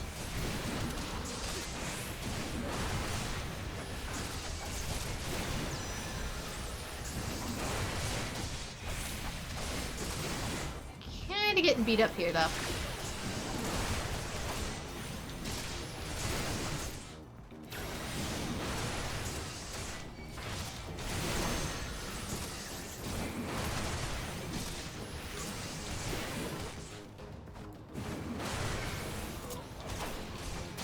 I can self-heal again. There we go. I found the one with the key.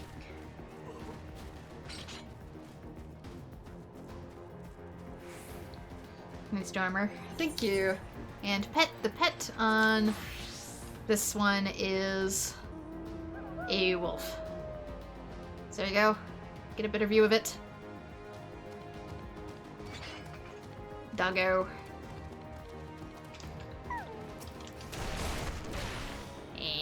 This man felt like interrupting. So for that, he must pay.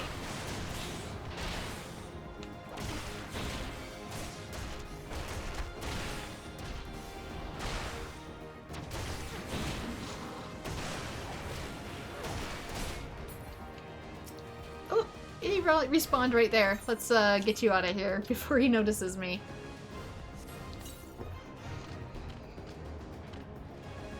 Finally, I can return home on wings of freedom. Thank you, Netherling. Meet again at Oxandu. May Zephyr winds guide you. It's a Stormblood mount. I think I got it with one of the Moogle tomestones.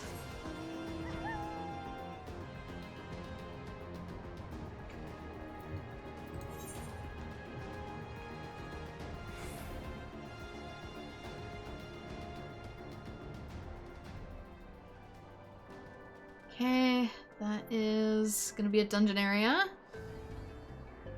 How about this pin? Oh no, the mounts stay with me forever. I'm just gonna change which mounts are in each class. Make it a little unique as I get more of them. Okay, so over here. Let's get these unlocked. Oops.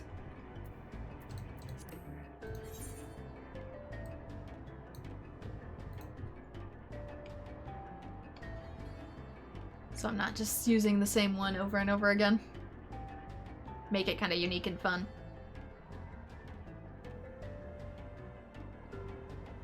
Guessing it's up top for these. Top the big crystal.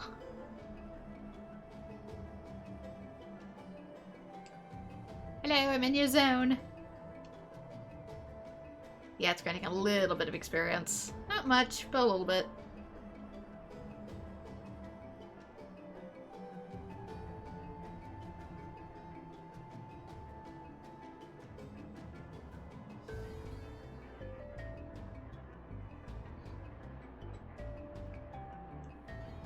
Does my chocobo have a name? Yes, you can name your chocobo. I named mine Dreamweaver. There we go. Stuff unlocked over here. All that should remain is this corner. No easy way to get to it, so we just kind of gotta glide.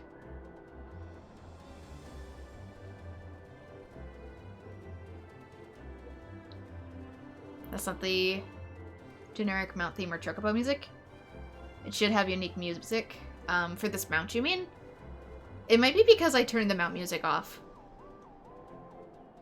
Because when I was on Chocobo, it constantly did Chocobo theme, and that gets really annoying when you're farming.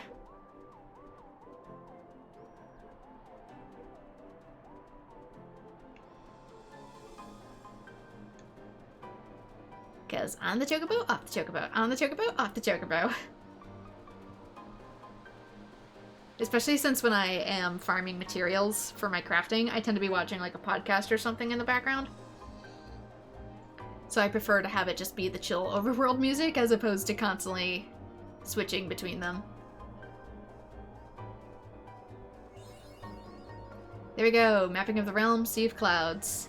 Complete! Okay. We can head back here.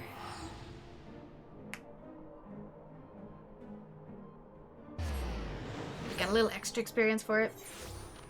I did have an old account where I didn't get all the way through A Realm Reborn yet, but I got about halfway.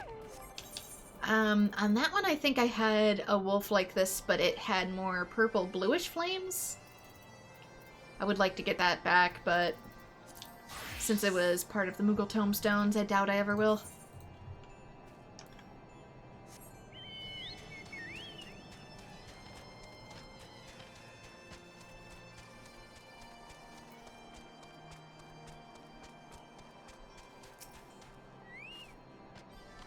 Ah, Netherling. Gunuvunu apologizes for making haste to Elder Shaman's roast. Roast? Roost. Sorry, friend. A bit of a hungry slip there. No time to ride wings to Sanawa, but Netherling need not worry. Let Gunuvandu do talking. Noble and benevolent elder, humble nestling Gunuvandu asks again for honor to give offering. Gunuvandu comes again, this time with hands empty as sun-scorched desert. Ah, but offering stands before elder. Ganuvanu teaches the Netherling ways of taming and handling noble Sanawa. Yes, Gunuvanu's wisdom and kindness more bountiful than summer rains, with this offering culture of Oxandu spreads fast farther than rays of mothering sun. Gunuvando's beguiling tongue may work on fellow nestlings, but Anuvanu not fall for tricks. Can Anuvanu touch wisdom? Can Anuvanu see kindness? Such offering Ganuvanu does not accept. But elder, Ganuvanu's still simple nestling. Understand not subtle rules of tribe's trial. Fault not on him. You're saying I don't want to be a kid anymore, but you're using the excuse of a child. For that, elder give Ganuvanu one more chance. Vanu never flies. Sanawa, if scale slippery as Gunuvanu's words. Very well, Gunuvanu has one more chance, but if offering fails once more, then forever nestling he shall remain. The Black Storm. Try as you might to think of next offering, Gunuvanu head remains empty like cloudless sky. One only option remains. We go to brother, who advises Gunuvanu since days of newborn hatchling. As certain as wheels of nature turns, he gives advice for next step.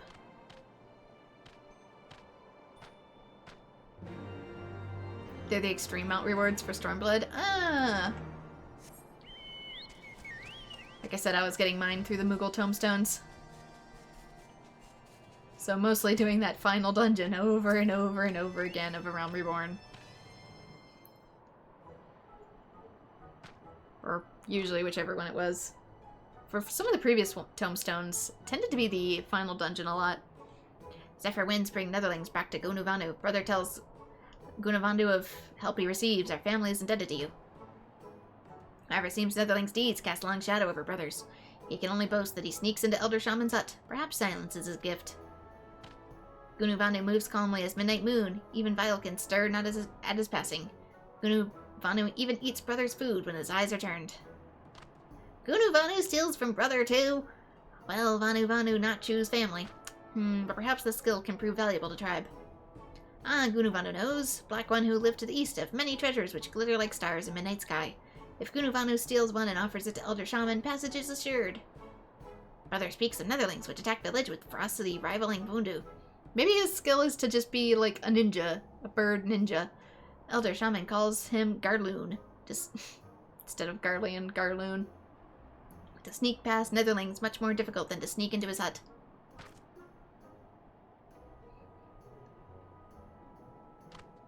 But Gunuvanu loses not his final chance to escape doldrums of nestling life. Gird swells like roiling thundercloud. Yes, Gunuvanu steals Garloon treasures. Netherling accompanies as witness to Ganuvanu's bravery. Come to where Garloon tribe roofs. Gunuvanu waits in darkness of shade.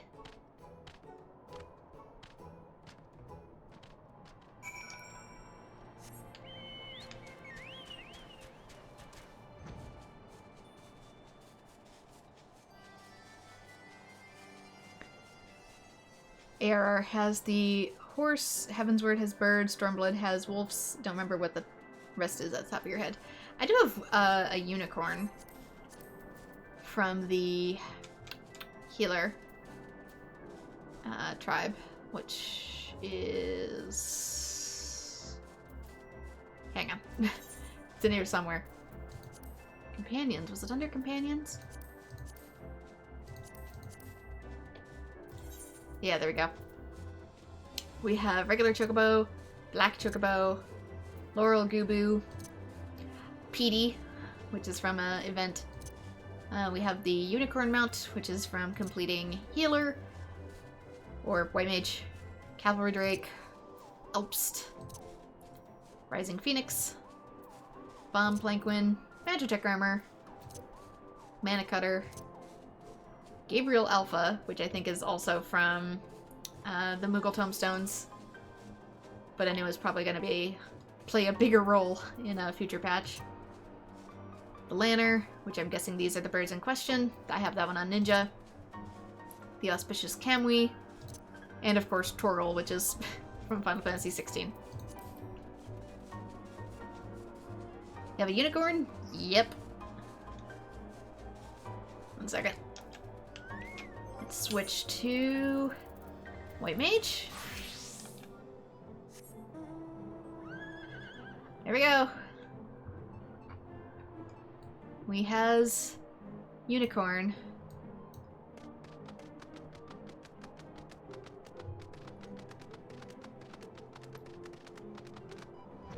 And unicorn can also fly.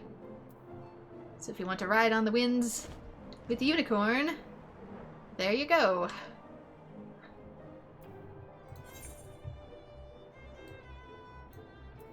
Like I said, this one unlocks from completing your A Realm Reborn White Mage quests. Of course, any other class can ride it. I just have it on White Mage because it seems the most topical, given the circumstances.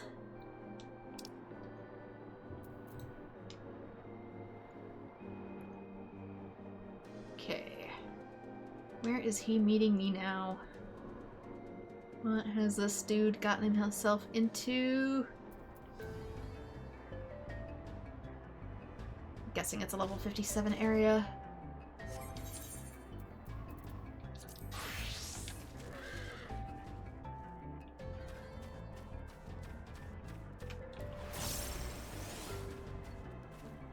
I bet if I beat up like one of these people, it'll get me a high enough level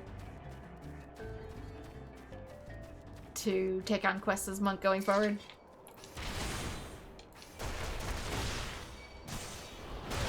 Better evenly distributed experience.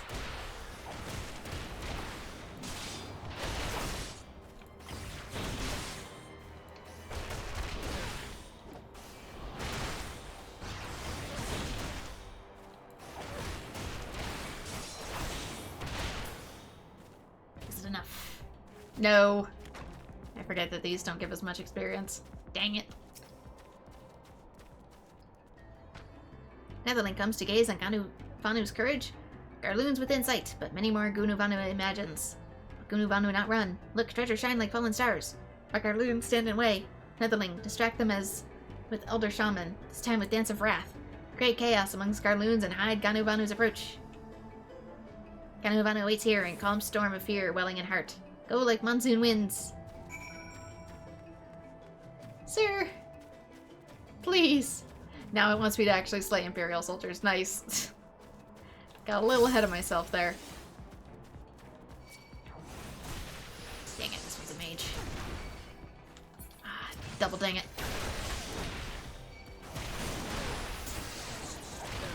Oops.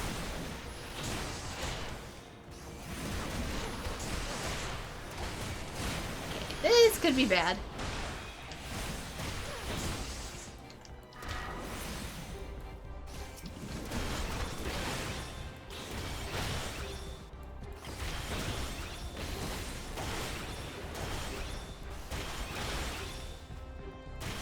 respawn on top of me, whatever you do.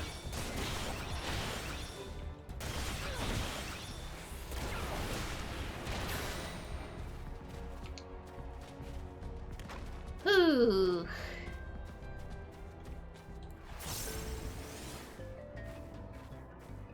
The extreme mounts tend to have the music of the boss drops, and there should be special rewards for all the mounts in X pack. Okay. I shall keep that in mind for once extremes actually become a thing. I'm still working on the darn regular dungeons.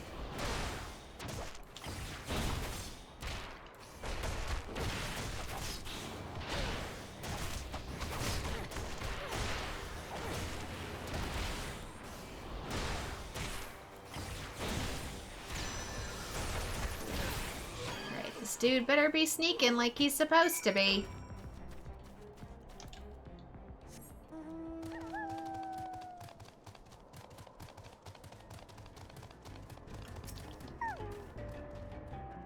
He only snuck it to the other side of the door. Ganuvanu breathed deep, whose sound was like cool autumn wind.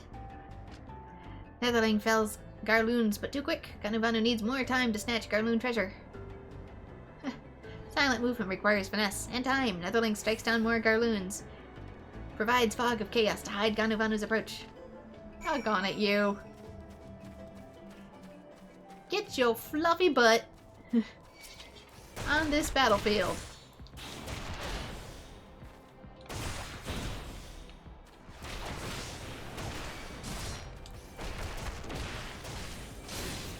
Oh, ow. I've been stunned. Come on.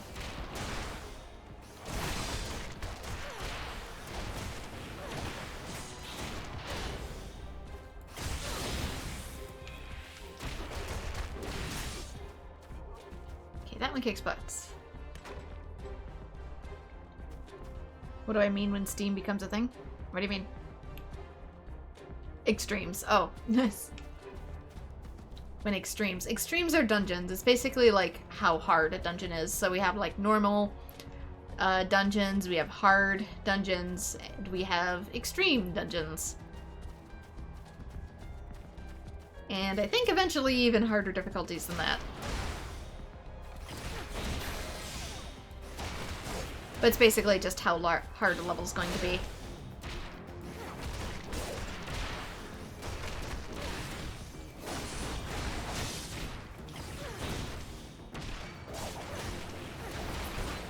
Think of them like Genshin's Abyss. It's the endgame content.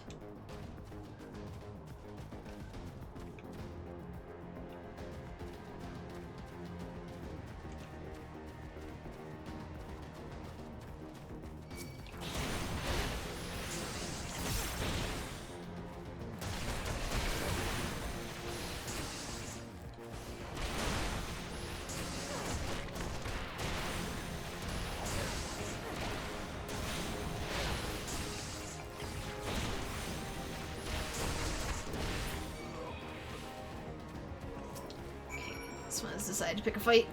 I have no choice.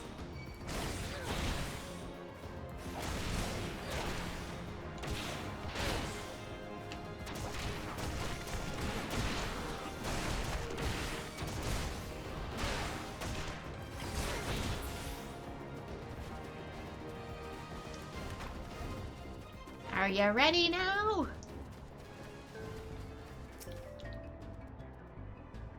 Ganuvanu become like silent wind.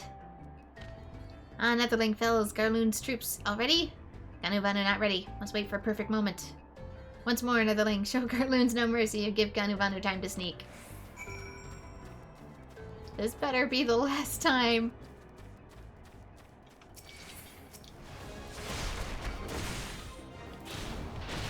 You need to stop giving him chances. He either goes or he doesn't.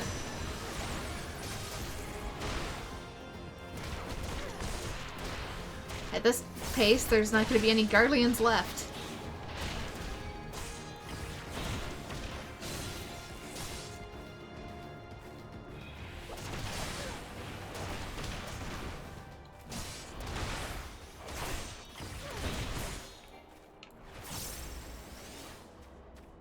might get that level just through beating these guys up because of him, yeah. I just might. How is my gear? My gear's good. I've mostly been getting money. So I haven't been able to inspect any new gear drops.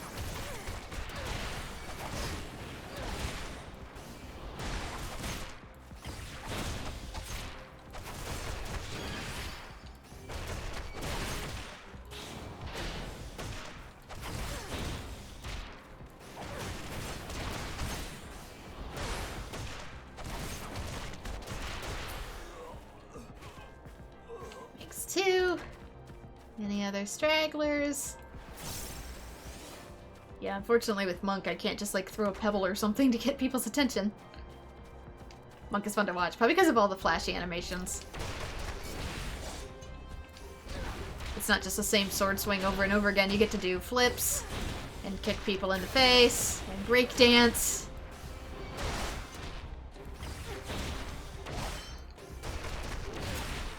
Yeah, like this.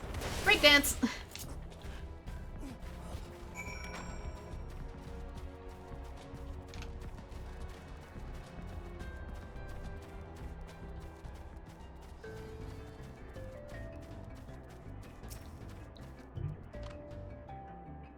Netherling distraction lets Gunuvunu sneak unseen. Behold, Gunuvunu plucks fallen star from sky. Elder Shaman surely let Gunuvunu pass trial now. Wait, did you actually sneak in? While I was busy kick-flipping and breakdancing? Oh, so the moment I actually breakdance, you said dance to distract them, so the moment I actually did, you finally snuck in. Well played, game. 1 second. Here we go. None in Oxandu possess such treasure. Now let us ride the winds to the Elder's Roost.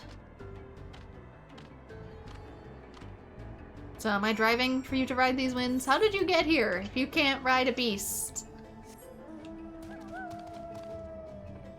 Actually, I can probably just teleport.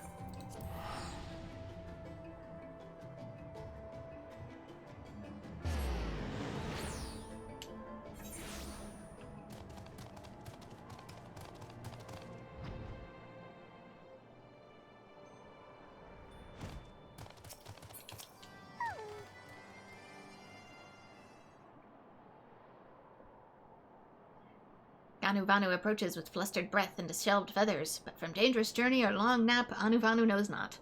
Does he hold something of value? Remember, Nestling, this is last chance.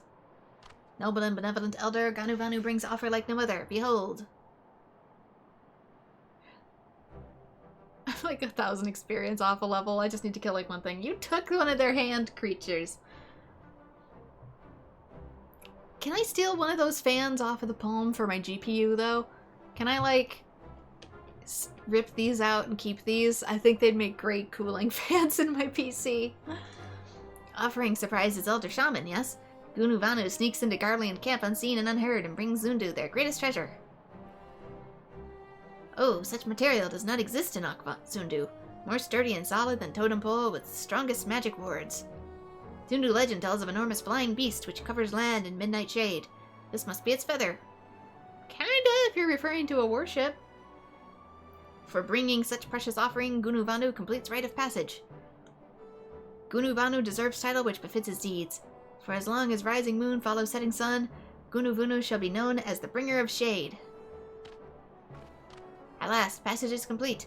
Gunuvanu, bringer of shade, no longer oldest of nestlings. But now Gunuvanu wants nothing more than to rest. Trial saps all energy from Gunuvanu. Leave further hard work to nestlings. Gunuvanu, bringer of shade, must find great tree to nap under.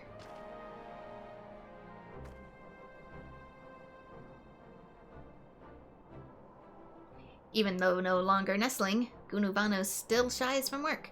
Netherling, tell Gunuvanu's brother of his success. Finally his heart may be free of worry.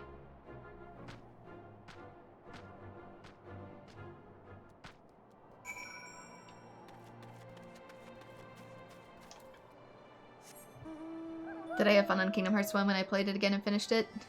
You're only at part 5 of you playing it, but you want to know my opinion on the game as an adult has changed. Also, you said that this is on episode 1, but What's your answer? I still enjoy the game. I think it's a tad clunky compared to later games in the series. The combat gets much better as Kingdom Hearts ages, as this was a first attempt on PS2, but I do still like the game. You do still need to know about stuff that happens in Kingdom Hearts 1 for future entries, though. That's why people recommend either playing it or watching like a movie of it. A playthrough. But I do still enjoy it, though I don't know how much of it is nostalgia, seeing as it is rather clunky these days. Well, what are we waiting for? I did get Platinum Trophy in Kingdom Hearts 1 after all. And what will we find at the end of the road? We can finally leave the islands, yay! I've done it, Bren. I've worked out which way they're headed. Whenever you're ready, we'll set course for Azazla. This is all patched up. Should I kill, like, one thing around here? See if I can get myself to level 56. I mean 57.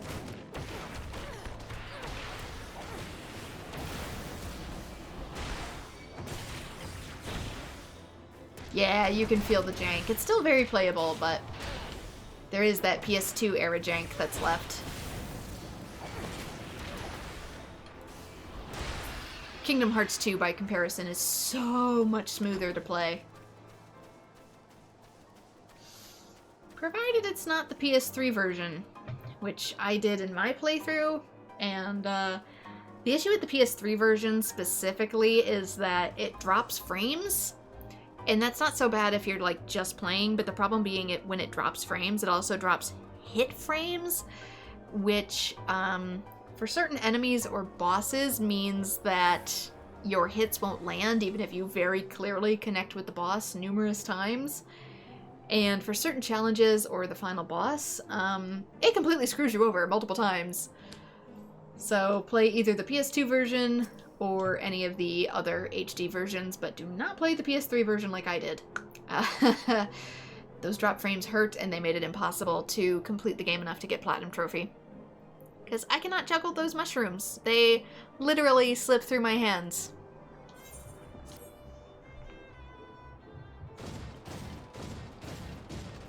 Also, I'd like to say I'm very good at the final boss of that game, but I'm not in that version. Because you have to continuously dodge a certain sequence of attacks, and guess what? You can't dodge out of them, because it's missing the frames for you to dodge, which means you just get insta-killed over and over and over. Lest you wonder, Wedge was able to calculate the heading indicated by the beam of light emitted by the key. If Azazla lies in that direction, we'll find it. The Saleh may have led us on, but she's no Enterprise. We'll catch them, you'll see.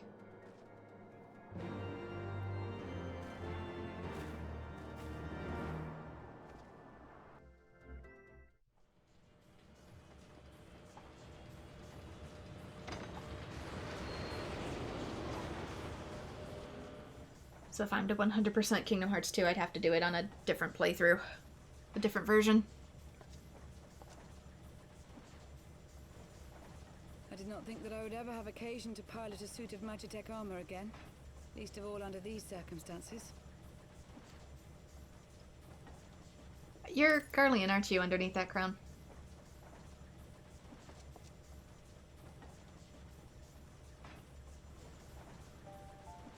My full name is Lucia Go Junius, and I was born a citizen of Garlemald.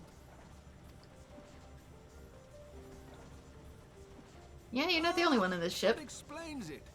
When we first met in Ishgard, I very nearly called you Livia. Livia?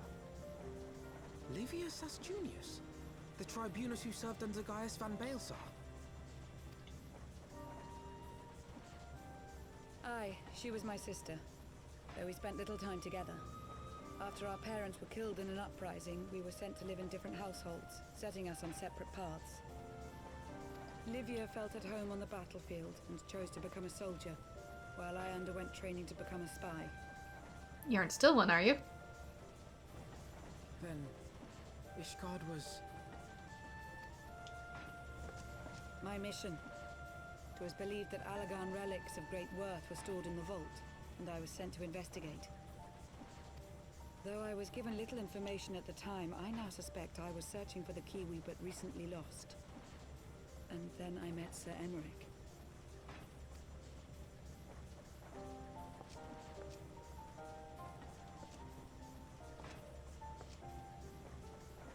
'Twas his usefulness to my mission which prompted me to approach him, but I soon found myself drawn to him for other reasons. He too was a prisoner of his past, judged for his heritage as a bastard son of the Archbishop. Yet unlike my sister and I, he did not curse his fate. He simply rose above it.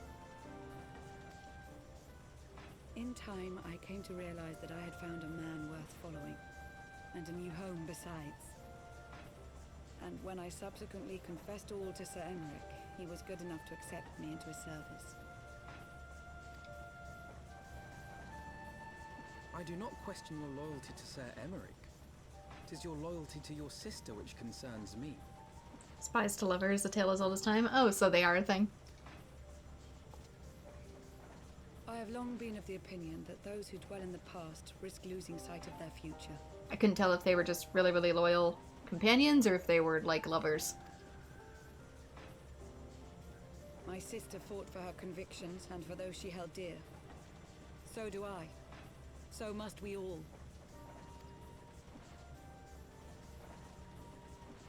Well, I, for one, am happy to welcome a fellow Garlean to our merry band.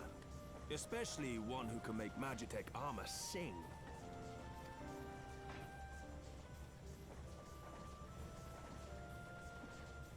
Chief, we should be getting close. Once we break through those clouds, we'll be right where the light was pointing. Right where Aziz's lair should be. Hold on, everyone!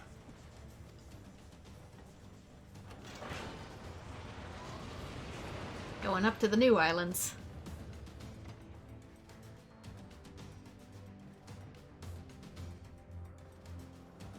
What's with all the white-haired main characters, potentially Garleans, on this ship?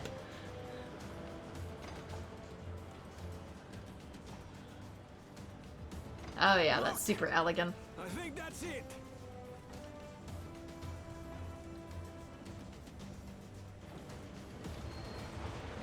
It's more of a loyalty, but it's fun to ship. Ah, okay. Like I said, I can't quite tell. Chief, is that... Allagan? Aye. There's no mistaking their handiwork. To be fair, with some of the best, most green flag relationships, like, you can't always tell.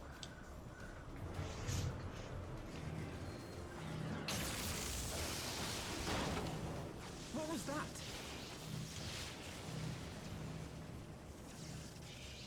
Some sort of barrier.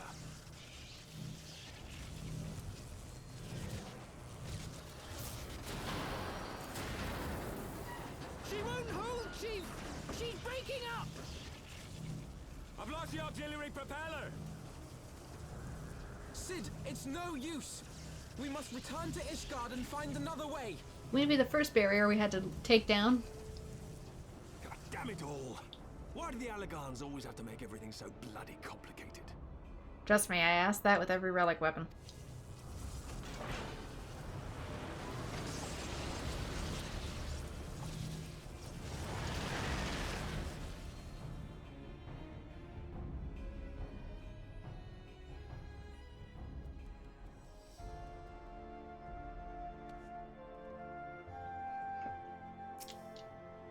A ship, it's basically slang for two characters being in a relationship together, whether it's part of the original canon or not. What could be out there that would warrant the personal attention of the Emperor himself? Allagan tech? Just the tech in general seems like it'd be a boon. God, just thinking about all the repairs we'll have to make is giving me a bleeding headache. I wonder, does she have a name? The, armor, you mean? I see why not. Sid's piloting under pressure was a marvel to behold, and I may never have the opportunity to do so again. Ah, dang it. We do have to switch back. probably like max level now. Level 60. We barely finished repairing the damage incurred during our fishing trip. On the other hand, any landing you can walk away from, as they say. Definitely true.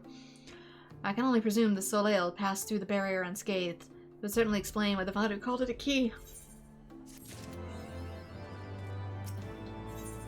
Faith that drives us. Nope, it's 57. I'm just a smidge off. Just a smidge. Assuming Sid is correct, and I have no reason to think that he's not, the Vanu key is required to pass through the barrier protecting Az's law. But even without it, we must find a way to reach the Isle. I shall have everyone convene at the seat of the Lord Commander, that we might discuss how best to proceed. As before, make yourself known to the guardsman when you arrive, and he will show you in.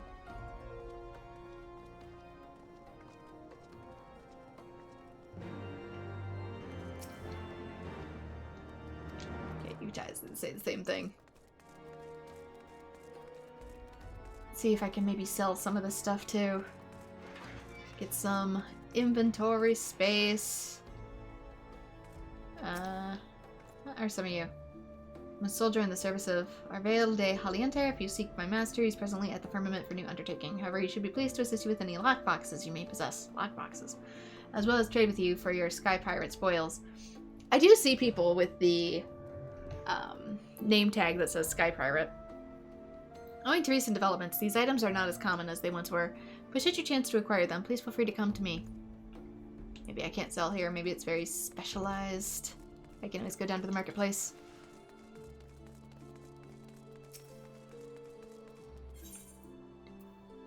Let's see. There's stuff at the broom. Maybe that's something? Let me go to the marketplace first, though. I want to see if I can sell stuff. See me about a retainer? No, but I will use the summoning bell.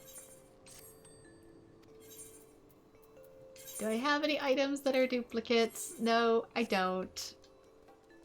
How about you?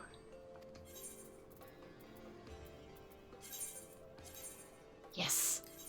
Even one makes a difference. Okay. So, we can sell some paint. How much does this typically go for? 600? Okay. Still mostly full with a lot of this. Too bad this is sold as is, I think. And I can't, like, put it in its own special inventory. Can I? Nope. It takes up an item slot. Doggone it. Too bad I can't decorate the inn just a little bit either. That'd be nice.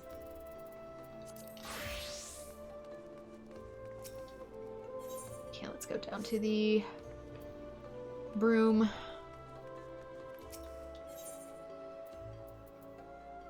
Was it the broom? Dang it. It's still slightly too high a level for the any other ones I was working on. Paladins even worse. 56. Damn it. 58.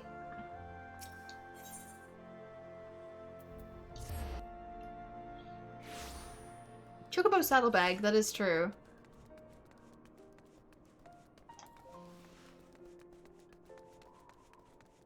Up. Need to learn to read these.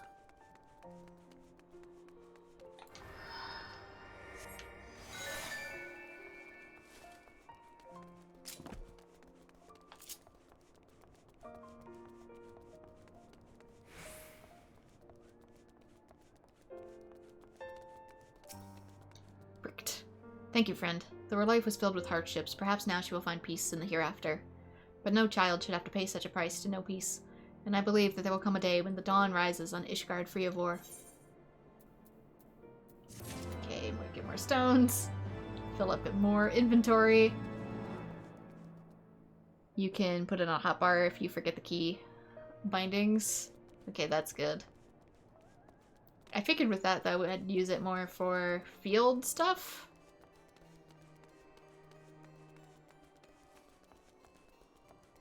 Just because it is attached apparently to the chocobo. Oops. Oh, that's what I hear. I hear you throwing snowballs. Are you throwing them at me?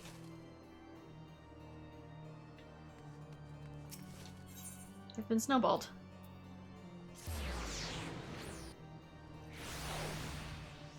Eventually, like I said, I'll start getting rid of stuff as I go through my crafting. And I have. It just takes a darn long time. Not just for getting the materials and crafting the materials, but also the gems. Which I guess you get more of when you get the farming unlocked, but guess what I don't have unlocked, because it's not for many other patches. I've returned. Sir Emmerich and the others await you within.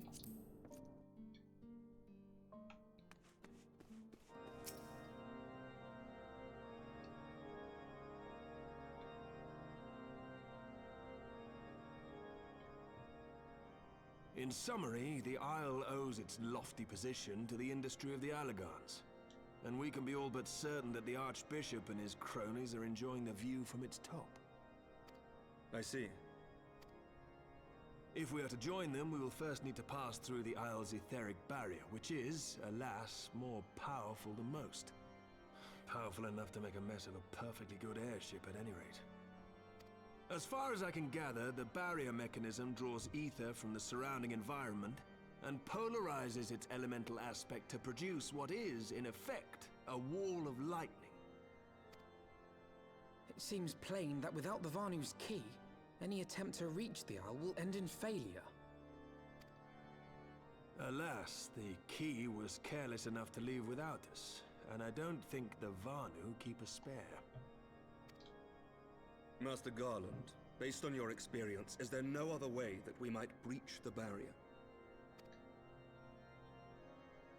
I mean, we've gone through Garudas before. Can we do something similar? In the past, we've beaten similar barriers by nullifying them with elemental converters.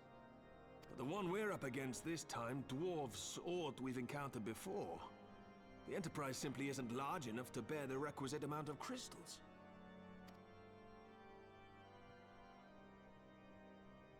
I'm reminded of the quantity needed to nullify Leviathan's command of the sea.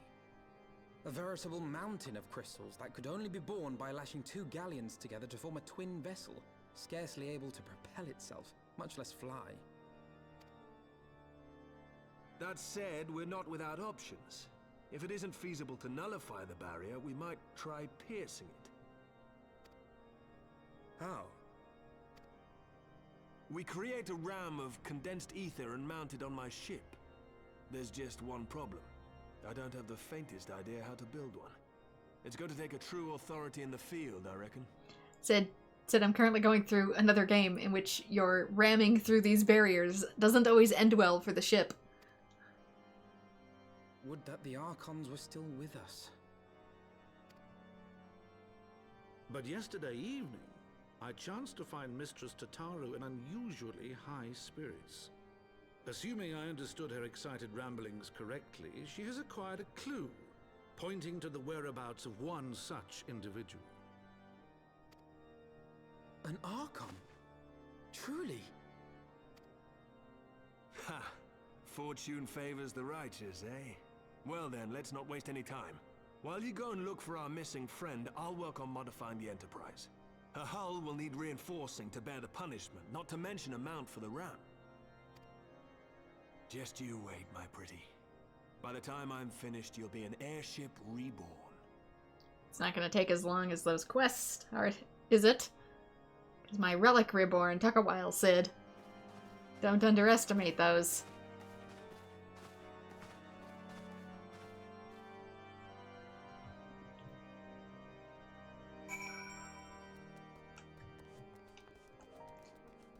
I frequently underestimate the time this game takes, and it costs me, literally.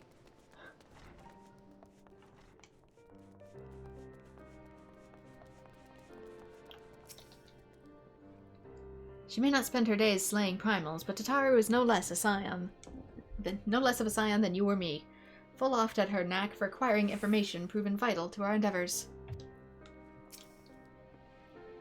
Welcome back! How goes the mission? Did you manage to catch up with the Archbishop and his cronies?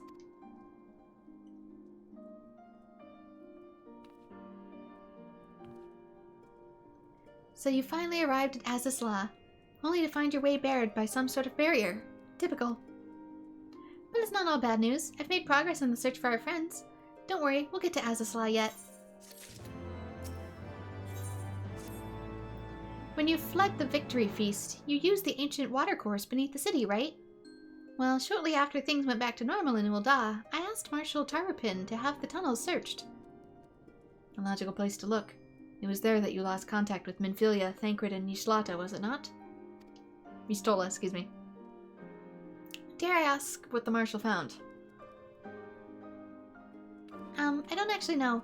Pippin's message said that there had been a discovery, and that we've come to the Hall of Flames at our earliest convenience. I dare not think what it might be. We shall depart at once. Tataru, let Arianje know that to join us in Ul'dah. He'll wish to be present as well. Yes, sir! Alphina, might not be a good idea. Kind of... Oh, it's just your hair. I thought you had head feathers. I thought it was like a equipable helm of some sort. It's just your character. Which will it be? Did they find their corpses? Did they find them? Did they find nothing?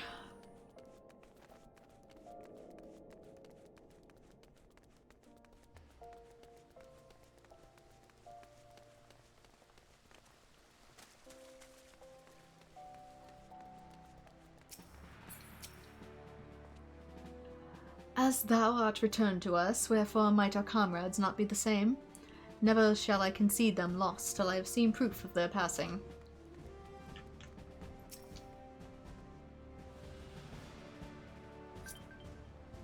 And free company invite. We're grateful to your assistance, Marshal Tarupin. You saved her grace and father both. 'Tis the least I can do to repay you. Forgive my impatience, Marshal, but your missive mentioned a discovery. Yes, of course. As per your request, I had my men scour the waterways. Almost immediately we encountered a difficulty. An entire section of the tunnel had collapsed. I blame Y'shtola for that. With the Mineral Concern's cooperation, however, we were able to remove the rubble, which yielded the battered bodies of a dozen crystal braves. Go on. Be at ease, Master Alphino. Your friends were not among the deceased. That alone is cause for hope. And then there is this. Well, that's the thing too. If they find nothing, that is also a compelling piece of evidence. That's Y'shtola's staff, isn't it? He stole his wand. I had assumed as much. If I may, Marshal.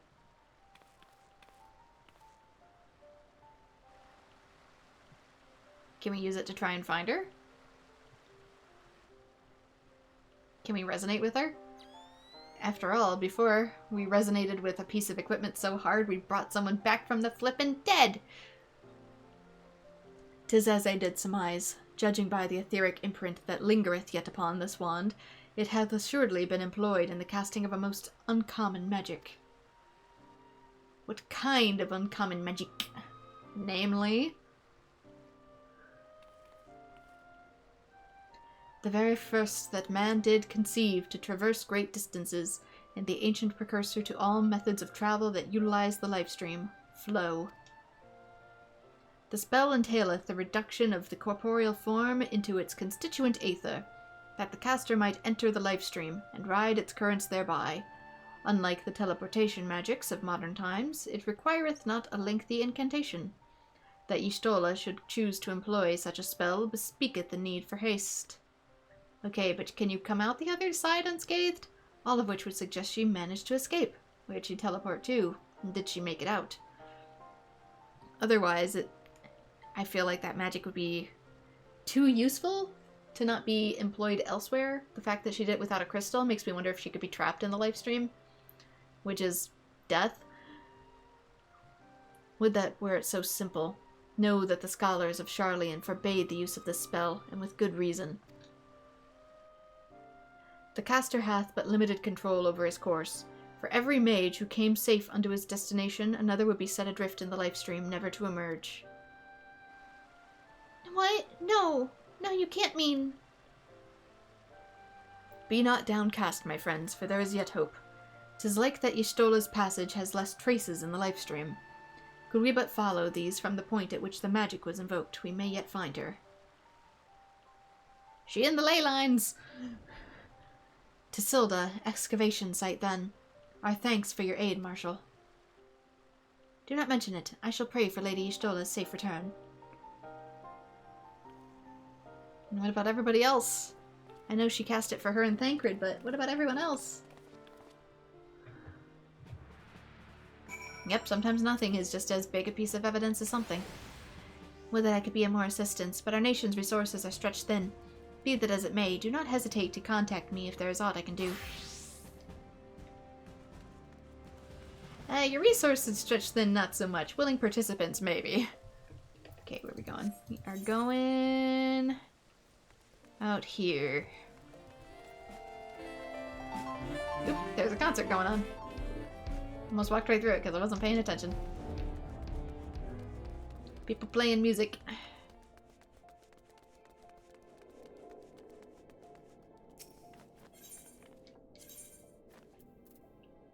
Okay, outside. Into... Actually, both are fine. The other one goes to Western Thitherland. I was thinking I could come out that entrance, but I cannot.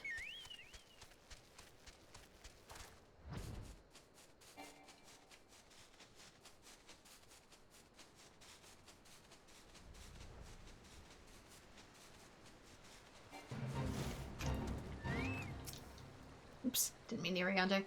Evidence of Y'shtola's passage would have been made faint by time, but mayhap some few scant traces yet remain to guide our steps.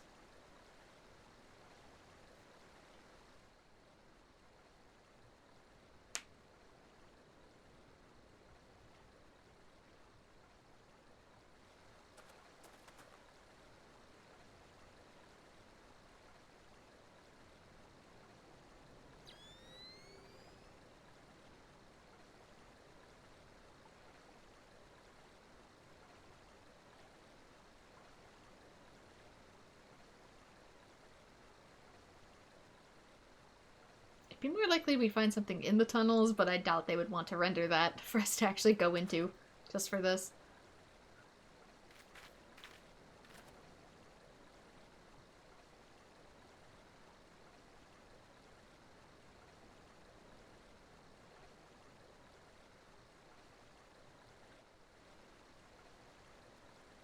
Up on the cliff, maybe? The trail leadeth to the north and east. Unto the bosom of the Twelveswood. Are you certain? Aye, there is no mistake. Thither hath Y'shtola journeyed. And yet the Gridanians have reported no sightings. We must take this to mean she's still adrift. If it's be so, I do fear for our friend. Contrary to its name, the Lifestream is more akin to a raging torrent. Linger overlong in the midst of the maelstrom, and the aether that formeth one's soul shall surely be scattered, never to be reformed.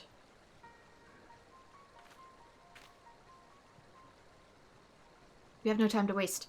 Ryanje, pray explore all possible options for reversing the effects of the forbidden magic. Bren, Tataru, we three shall press on to Gridania and petition the Elder Seedseer's aid.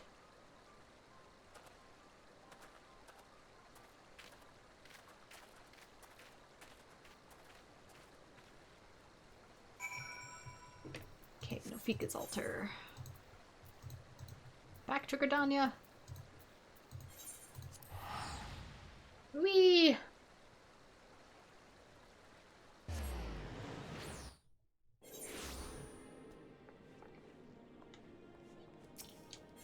White Mage Zone.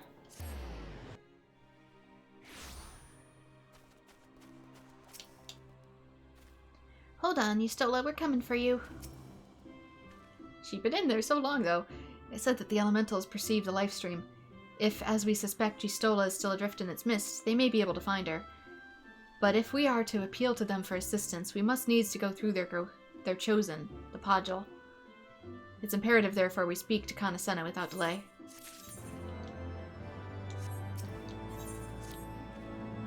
I've already requested an audience with the Elder Seedseer. She'll receive us at the Lotus Stand presently. We need but speak with the conjurer yonder to be admitted. Which yonder conjurer? This one. You? You don't have your quest marker, sir. Gotta fish a cat out of hell, I sure do. Methinks the regular fishing rod won't do for this one.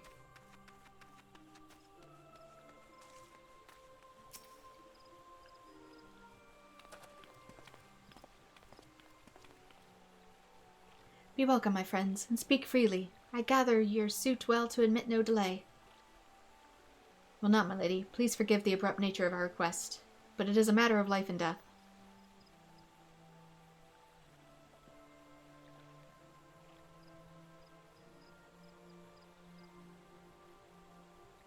And a here. Got a fish, a cat, and a here. I'm pretty sure she took Thancred with her. I see. As you say, we must needs act swiftly if we are to free Y'shtola from the ungentle pull of the Lifestream. And as you have surmised, we cannot do this unaided. However...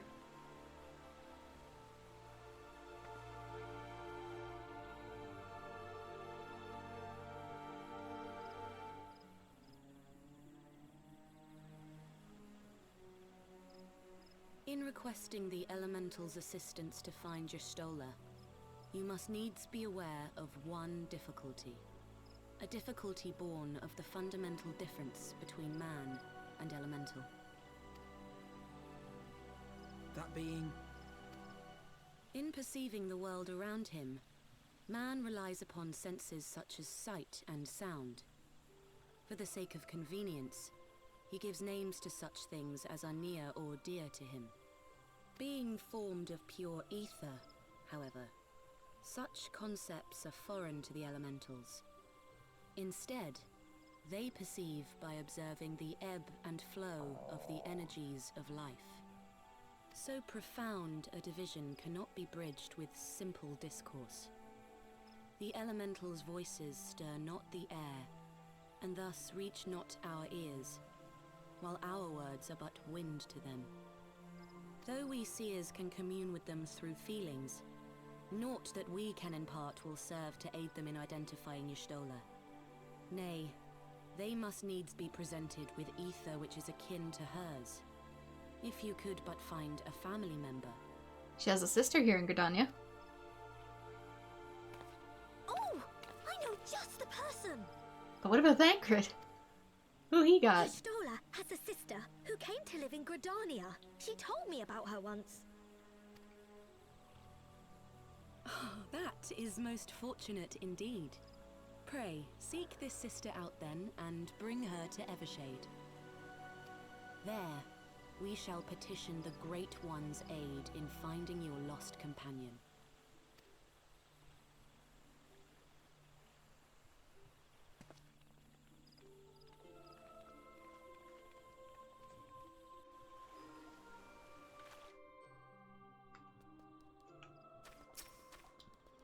She's normally by the amphitheater. I was not aware that Y'shtola had a family member here in Gridania. How very convenient. Forgive me, I've grown so accustomed to being laughed at by fates. I cannot help but mistrust when they smile on us. We must, of course, seek the woman out at once. Yeah, I know the feeling, Alphino. If memory serves, Y'shtola's sister is named Ymhirta.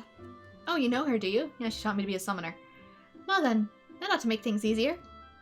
Anyway, she depends on most of her time around Apaku Falls, from what I recall. Let's go look for her there.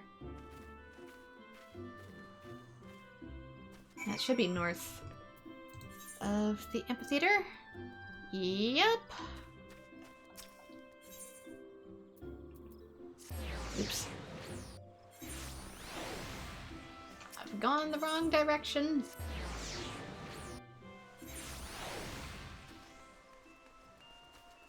We're making a big show about getting her out of the life currents, and I can't even navigate the dang ones with the crystals. Am I really the best one for this job?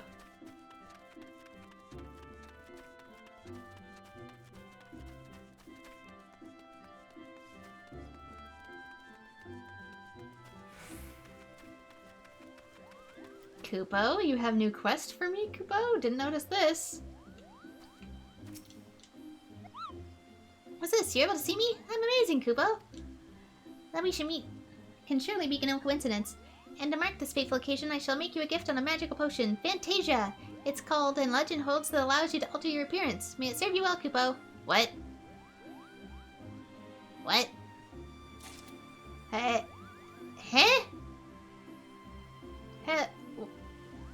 Was this, the Fantasia you get at the beginning of Dawn Trail?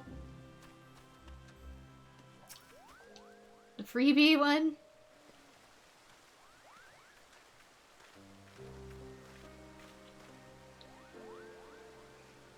Greetings, what brings you here today? I see you have companions. Lady Emirta, it is an honor to meet you. My name is Alphino Levalure, and this is Tataru Taru.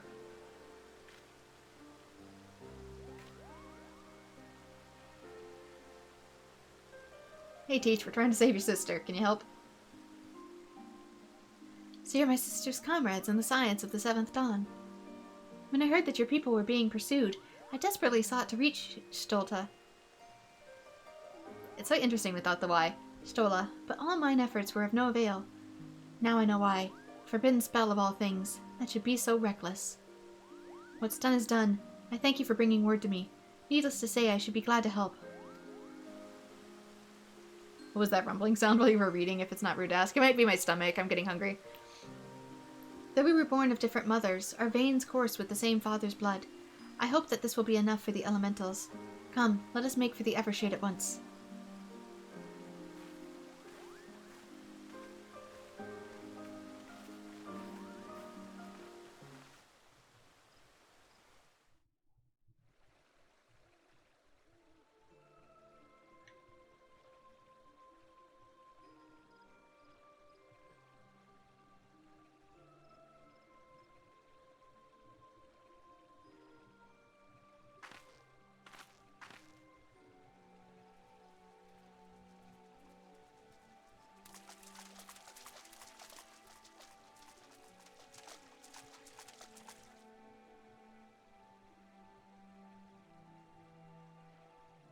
Let us begin.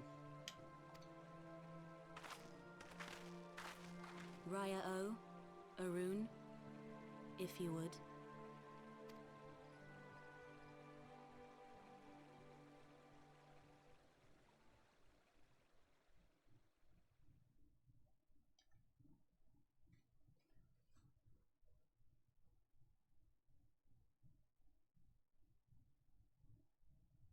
Hearken to me, O great ones.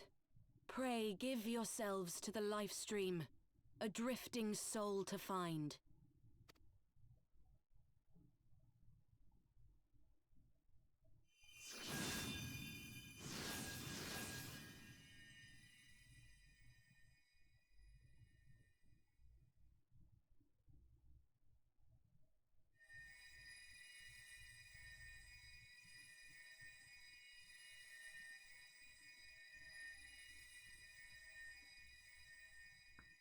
Please, Y'shtola. Please come back to us.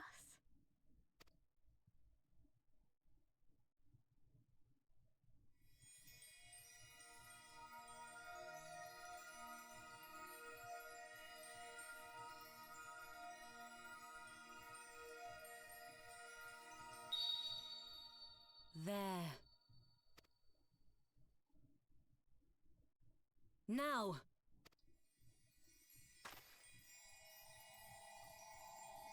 Is there going to be a way to reform the Aether into a physical form, though? Finding it's not enough.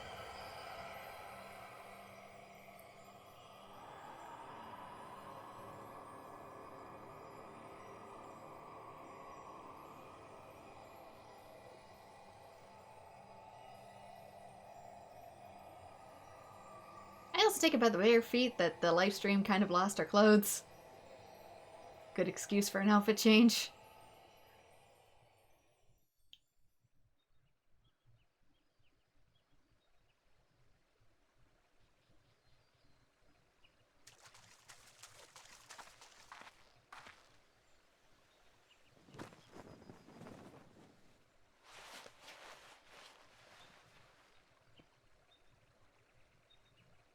I got plenty more clothes she can borrow. I've got a whole full inventory of the stuff.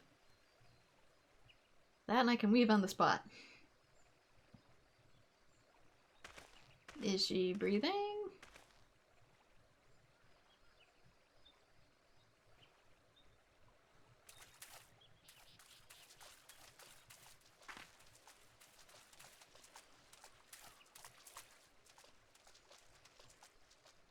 A room has been readied at the roost. Pray, bear her thither at once.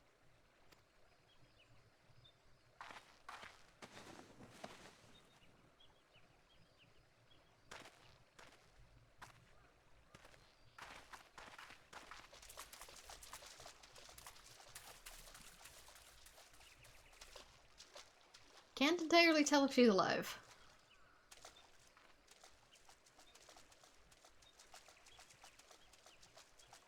All that remains is to pray, my friends.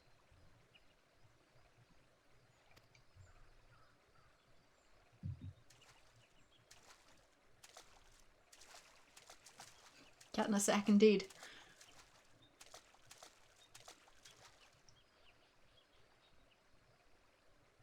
Hopefully it has the opposite outcome, though.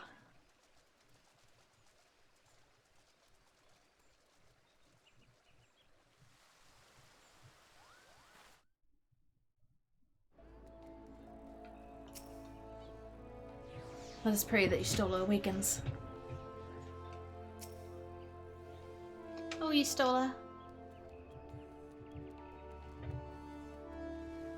Just seeing her face again, it's... Oh, I've been so worried.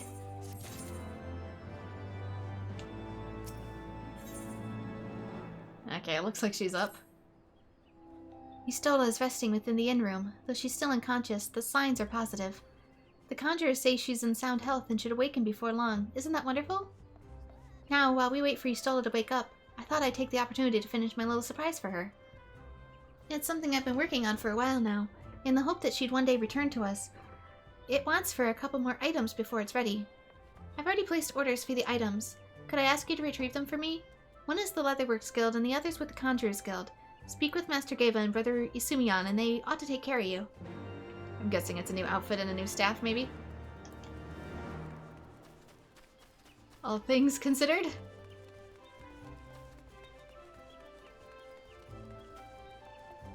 Seriously, I've got a whole boatload of clothes she can borrow. Just saying.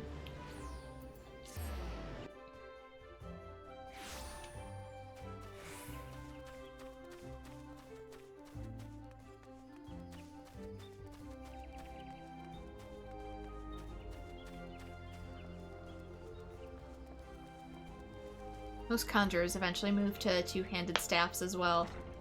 I don't even know if one-handed mage weapons really become much of a thing after A Realm Reborn.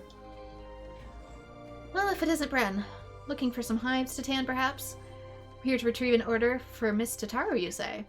You've come at a good time. I finished it moments ago. It was no small coup working it to her specifications, but I did it nonetheless. Payment has already been settled. However, did that girl come by a chimerical hide anyway? You need either balls of steel or a bottomless coin purse, and it seems to me she had neither.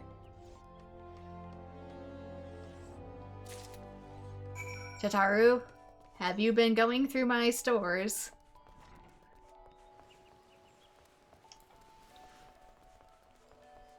I mean, it's for a guildmate, so it's fine, but...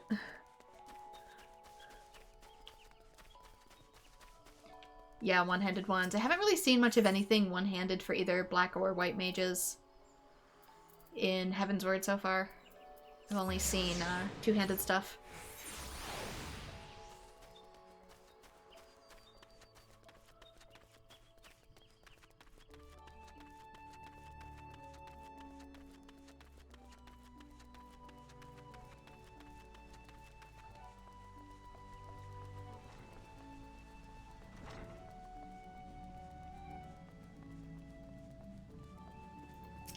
Did she die before? Think of it like going into the Genshin ley lines and not coming out. Greetings, I trust you've been well. Is there aught you require of me? It's sort of like she was in the abyss. Think of it like that. Ah, yes. Mistress Tataru's order, as required. It's been sanctified in the sight of the elementals. I know not what she intends for the staff, but it's a most singular artifact. Even one possessed of my experience would struggle to wield it.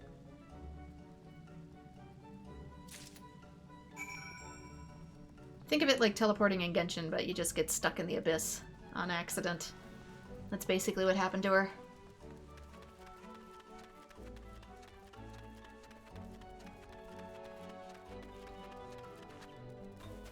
And if you stay stuck in the ley lines too long, your soul starts to fall apart and you become nothing but a fragmented memory in there. Okay, back to... where am I going? Carline Canopy. Is that here? No, that is the bar.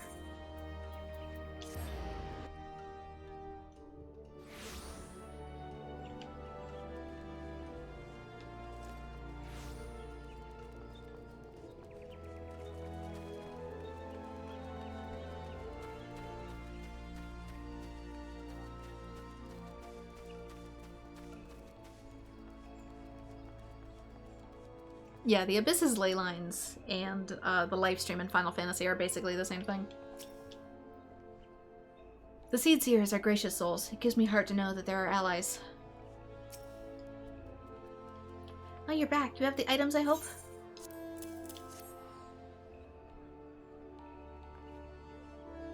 Ooh, this is precisely as requested. A perfect match for the other pieces.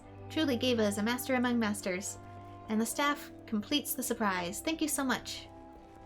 I can't wait to see what Ystella thinks of the surprise. Lest you wonder, she's doing very well, and the conjurers have left her and her sister. Left her in her sister's care. Let's go and pay them a visit, shall we?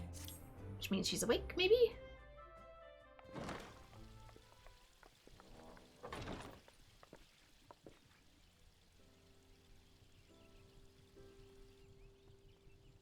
Oh, your eyes, though. Ystella! I'm so glad you're back! I noticed that in, Theorhythm, Final Fantasy, Theorhythm. She had two different sprites and they had different color eyes, which kind of made me wonder if she potentially went blind, and by the looks of things, she might have. Tataru. She had blue eyes before, now she has light gray.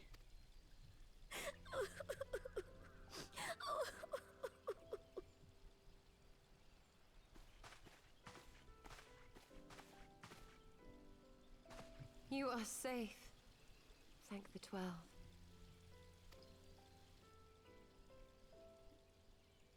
Something has changed about you, Alphino. Or mayhap the change is with me.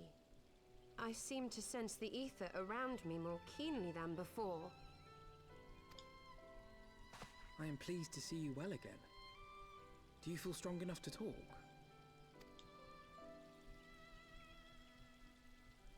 Worry not. I am well enough.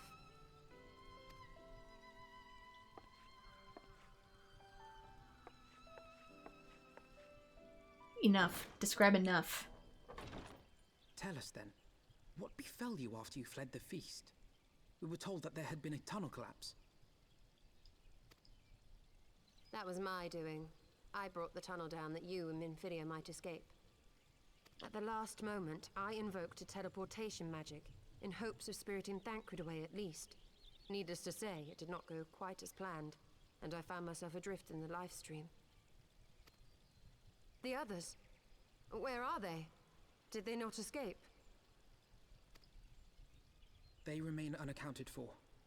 You were the only one we have been able to find. I am truly sorry. It was the Crystal Braves who pursued you that day. My hubris that led to our undoing. No apologies are necessary, Alphino. You are not to blame for what occurred. Know that were our comrades here, they would commend you for keeping the light of hope alive. Don't worry. The others are alive and well, I'm sure of it. We just need to find them. Indeed, Tataru. Let us find our friends and rebuild the Scions. Ha! There is the Alphino I remember. And I feel much the better for his return. 'Tis time I arose.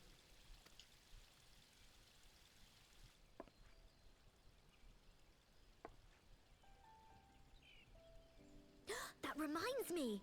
I have a change of clothes for you. Does nobody else notice the I eyes? suppose, but I made them myself. I learned how to weave while we were in Ishgard, you see.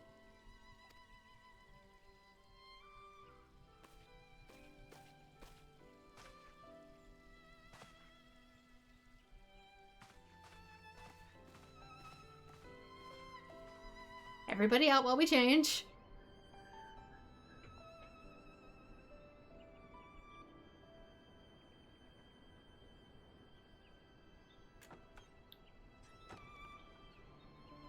Yep, new outfit. Just as I thought.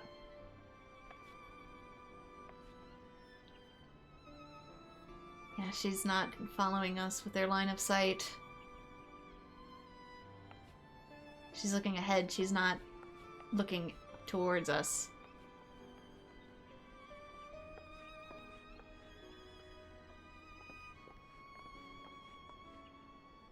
Tataru has apprised me of all that took place in the aftermath of the assassination plot. It would seem I have been away for some while. Yes, much and more happened during your absence. At present, we seek to follow the Archbishop to Azisla. And you want for some manner of etheric ram to pierce the floating isle's protective barrier? We do. Might you be able to furnish us with one?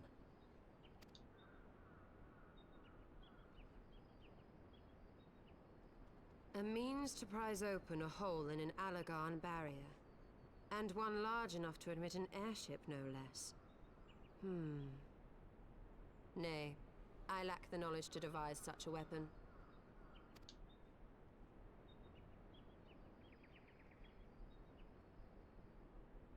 But I know of one who could.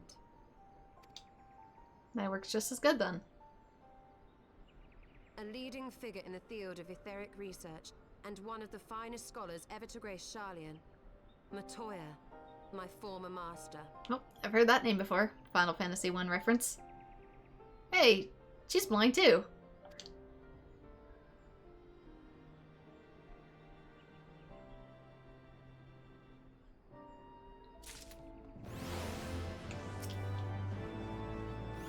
Matoya, the name rings strangely familiar. Final Fantasy I, my friend.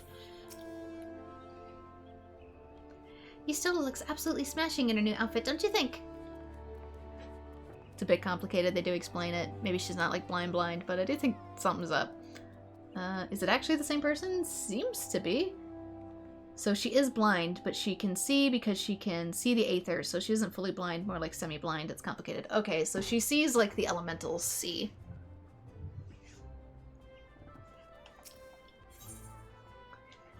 She sees like Gojo, Satoru from Jujutsu Kaisen. Eyes so strong that he sees souls more than he sees actual people in their forms. In my youth, I had the honor of studying under Matoya. In the field of etheric research, she was without rival. I have no doubt that her knowledge will be of aid to our cause. The question is, will she be able to share it with us? Master has ever been willful. The gods forbid anyone disagrees with her. Yeah, she is very sassy. When the Garlean Empire first marched upon Eorzea some 15 years ago, the denizens of Sharlayan were summoned back to the motherland. However, Matoya refused to join the exodus. To this day, she lives as a hermit's life in the fringes of the abandoned city. So it's the Dravanian hinterlands that we must go to the place of my birth. Though Alice and I were born in Sharlayan, our days there were short, remained only until the exodus, and I have not returned since. Oh, so it's to be a homecoming then. As fine a reason as any to go to Sharlayan. It would afford us the opportunity to pay my master a visit. I believe you've mistaken our primary objective, Yustola.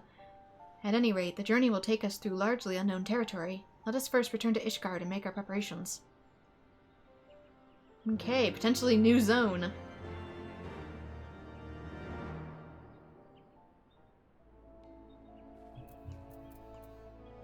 Still, that without Aether might take some adapting to. She'd be able to see, like, the souls within people, but being able to grasp a fork and a spoon would still prove challenging.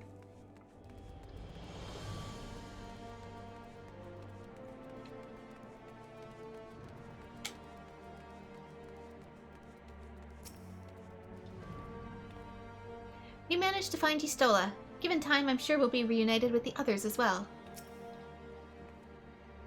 So this is the Holy See. I should like to linger a while and take in the sights, but I must wait until after our mission. So, like, how can we be sure that they actually survived going through the Lifestream and that they didn't get stuck like Y'shtola did? Sharlayan is situated in the Dravenian hinterlands. Can't say that fast. To get there, we must strike west and traverse the breadth of the Dravanian forelands. Make no mistake, it'll be a grueling journey. The party shall be comprised of Bren, Y'shtola, and myself. Tataru, pray remain in Ishgard and continue the search for our missing friends. Yes, sir. And maybe get some more clothes, because they will probably appear naked like Y'shtola was any indication. First, let us make for Tailfeather.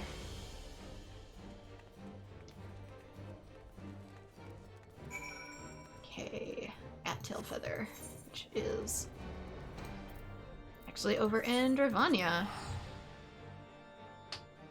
Maybe going a ways.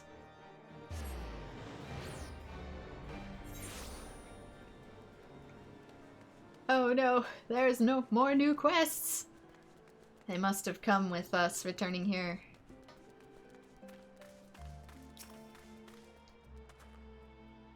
When we set foot here, Estinian and Ysael were with us.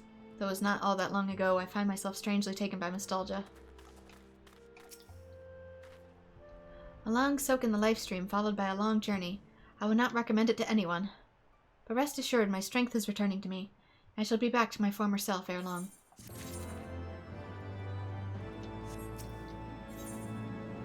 A great new nation. I believe I'm sufficiently rested. Let us continue west to Sharlayan. Once we descend the mountain path, we'll arrive at Dravanian hinterlands. From there it's but a short distance to the city. Be warned that we shall be passing through Nath territory. We must needs be wary of them and the dragons both. Yeah, I've pretty much already dealt with that part, though. Okay, so that is going to be into a whole new zone. So that might be a good stopping. Have I seen the GE? I don't know what the GE is. So let's return to the Shroud for now, since that'll be a good time for me, since I'm running out of time, to take a break. I was able to do a full stream today, too.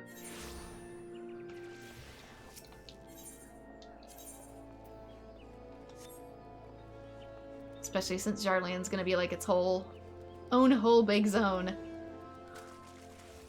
Oh, the Genshin Impact update video? No, I haven't.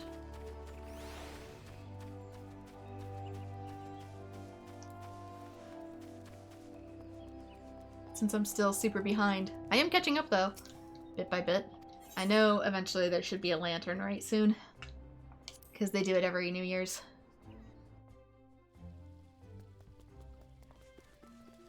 Sorry about that, but for now, we have made significant progress. So we got Y'shtola, the Lifestream, we attended the Starlight Festival, and we did a whole lot of side questing, and now there's going to be a whole lot more, but next is going to be a new zone, so I will save that for next time. So with that, this is the last stream of the year, so I wish everyone a happy new year, and I hope to see you all in future streams.